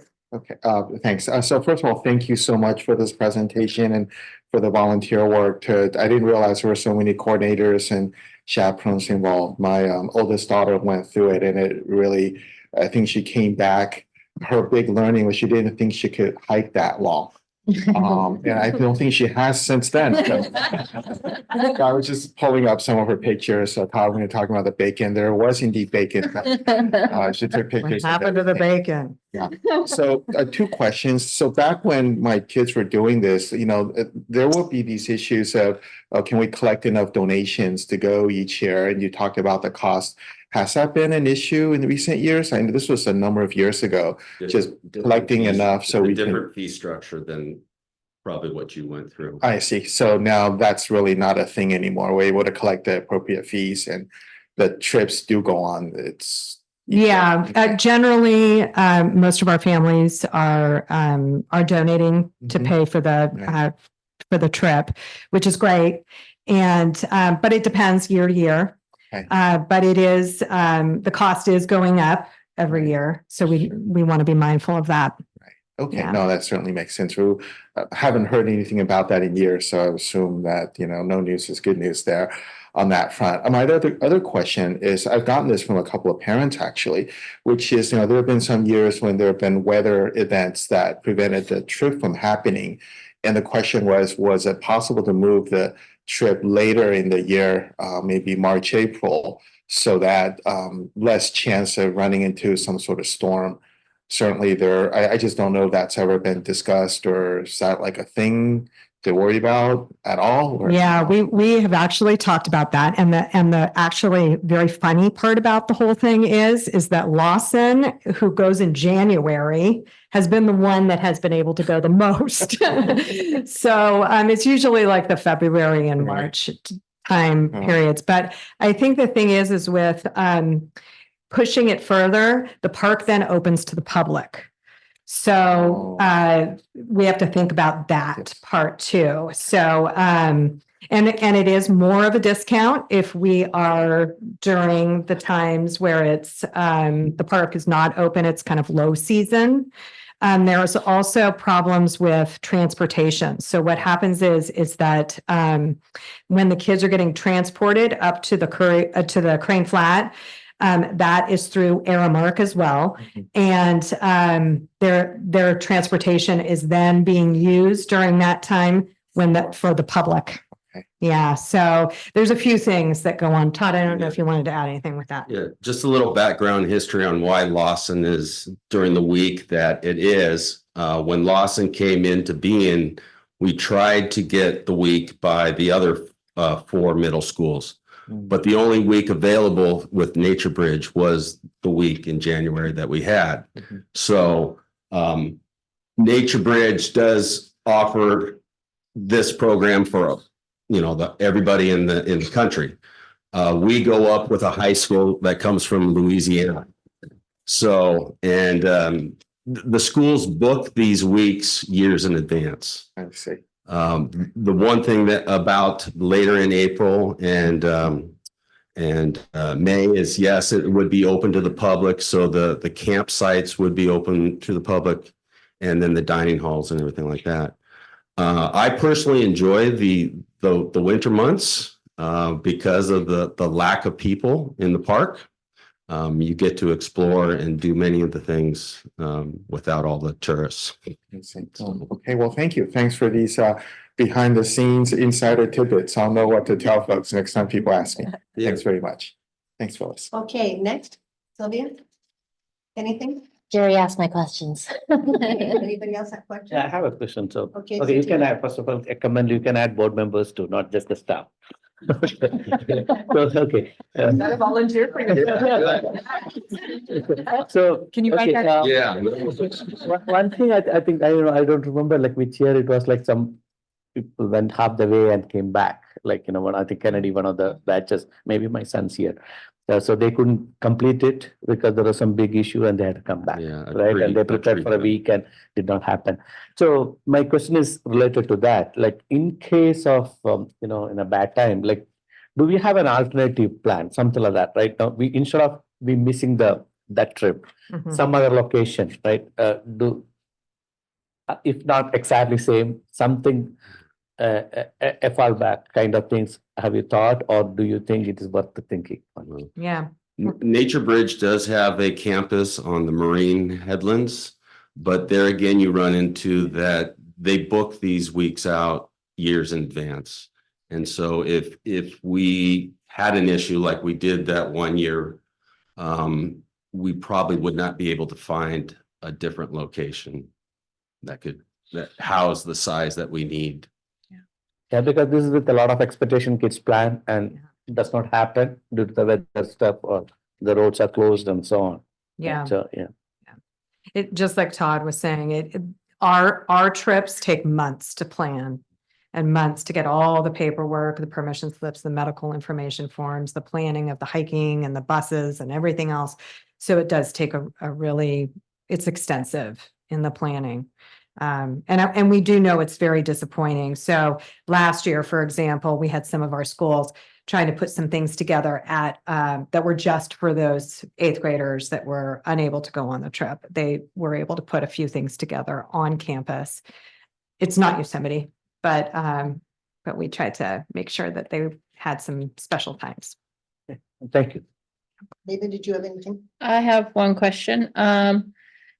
It's a question regarding the new Nature Bridge.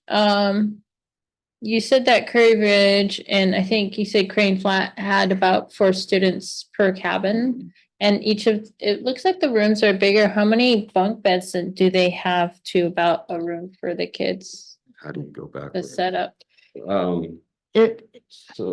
So in Crane Flat right now, it's different from those cabins. The Crane Flat is more of like a bunkhouse. And in the new cabins that are built, that's the Nature Bridge facility, that will basically take the place of Crane Flat. So the new bunkhouse also has 4 beds in the bunkhouse, but you can close the doors now. So if you were to open it, it would look like one big bunkhouse, but you can close off the doors. Okay. Yeah. In Curry Village, you have a combination of these we call hard-sided cabins. The hard-sided cabins have 2 double beds. The soft-sided cabins have 2 singles and a double. So it can accommodate 4. In the bunkhouses, it's just like what it sounds. It's a big bunkhouse, half are boys, half are girls, with a wall and 2 potbelly stoves that they have to keep filled with wood during the night for heat. Yes. But this will be able to, the new facility will be able to do definitely a little more division of people. Okay.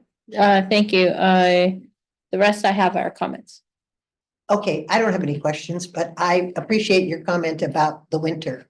Many years I went to the elementary school, outdoor school. And I always loved it in the winter because you see so many things you don't see any other time of the year. So absolutely, yeah, it's great. Yeah. Okay. Anybody else have anything? I'll just say that, first of all, Todd, thank you for doing this every year for the last 10+ years. Yeah. It really is. Yosemite is such a transformative experience for our students. And it was great to hear that essay from that student. I know for my kids, my older one didn't get to go because that was one of those blizzard years, but the younger one loved it. And I guess a couple thoughts or comments, they're not questions, but I do know that I believe CUSD right now is the only district that's still doing 6 days, 5 nights. Most of the other districts in our area are doing a 5-night, 4-night. That's what I've been told. I don't know that. Okay. I don't know that. All right. Sorry. And then so all that to say that, I feel like a 5 to 4, 5-night, 5-day, 4-night trip seems to make sense for what the program is offering. I've been hearing about the Nature Bridge, the new Nature Bridge location for a while.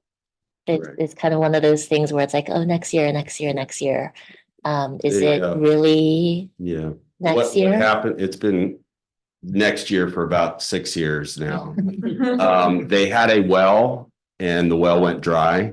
And so then they had to find another well. And the one that they have is producing water. So, yeah, and it should not be an issue. So. Thank you. Okay, anything else?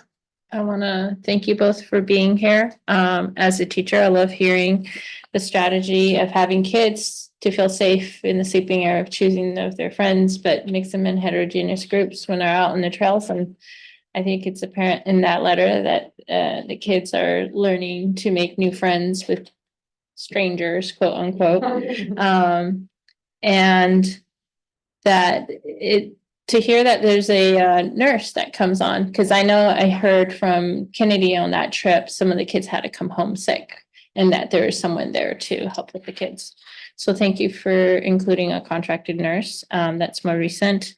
And I think it's a privilege, great that we have this program going on, because now if we were as citizens to go up there, we would have to have permits for the trailheads. And I know when I was in college, permits, what permits? You just went and go to Yosemite and pay your fees as you go in. So I think this is a great opportunity for our students. Thank you. Thank you. Okay, thank you again. Thank you. Erin, do we have any public comment about Yosemite? No, we do not. Okay. We have 4 action items. Can we have a motion on the first one, 9.1? I move the approval of the 2023 and 2024 interim budget financial report. Thank you, Ava. Is there a second? I'll second it. Satish seconds. Any questions or comments? Roll call vote, Aaron. Trustee Leon. Aye. Trustee Madhato. Aye. Trustee Chow. Aye. Trustee Lu. Aye. Trustee Vogel. Aye. 9.2, 2024-25 transportation plan. Do we need a motion? I'll make a motion. Thank you, Satish. I can second it. Thank you, Sylvia. Questions or discussion? Roll call vote, Aaron. Trustee Leon. Aye. Trustee Madhato. Aye. Trustee Chow. Aye. Trustee Lu. Aye. Trustee Vogel. Aye. 9.3, extension of the district's current agreement with Crown Castle for the E-rate category. I'll move to, yeah, I'll move to approve this extension with Crown Castle. Okay, thanks, Jerry. I'll second. Thank you, Ava. Discussion, questions? Roll call vote, please. Trustee Leon. Aye. Trustee Madhato. Aye. Trustee Chow. Aye. Trustee Lu. Aye. Trustee Vogel. Aye. And the last one, California School Boards Association Delegate Assembly Election. We discussed this at some length at the last meeting. Is there a motion? I'll move. Thank you. Wait. We need to move Specify. the specific. Okay, I'll move 9.4, the 2024 California School Board Association Delegate Assembly election. We need to specify which 4 people. I believe the 4 are Isabel Jubis, Jody Muirhead, Kara Pasunka. Should be another. Michelle.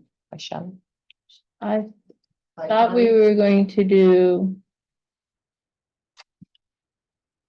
I thought we I weren't. thought we voting for weren't, Altos. we weren't going to do any decision on any of the Los Altos ones.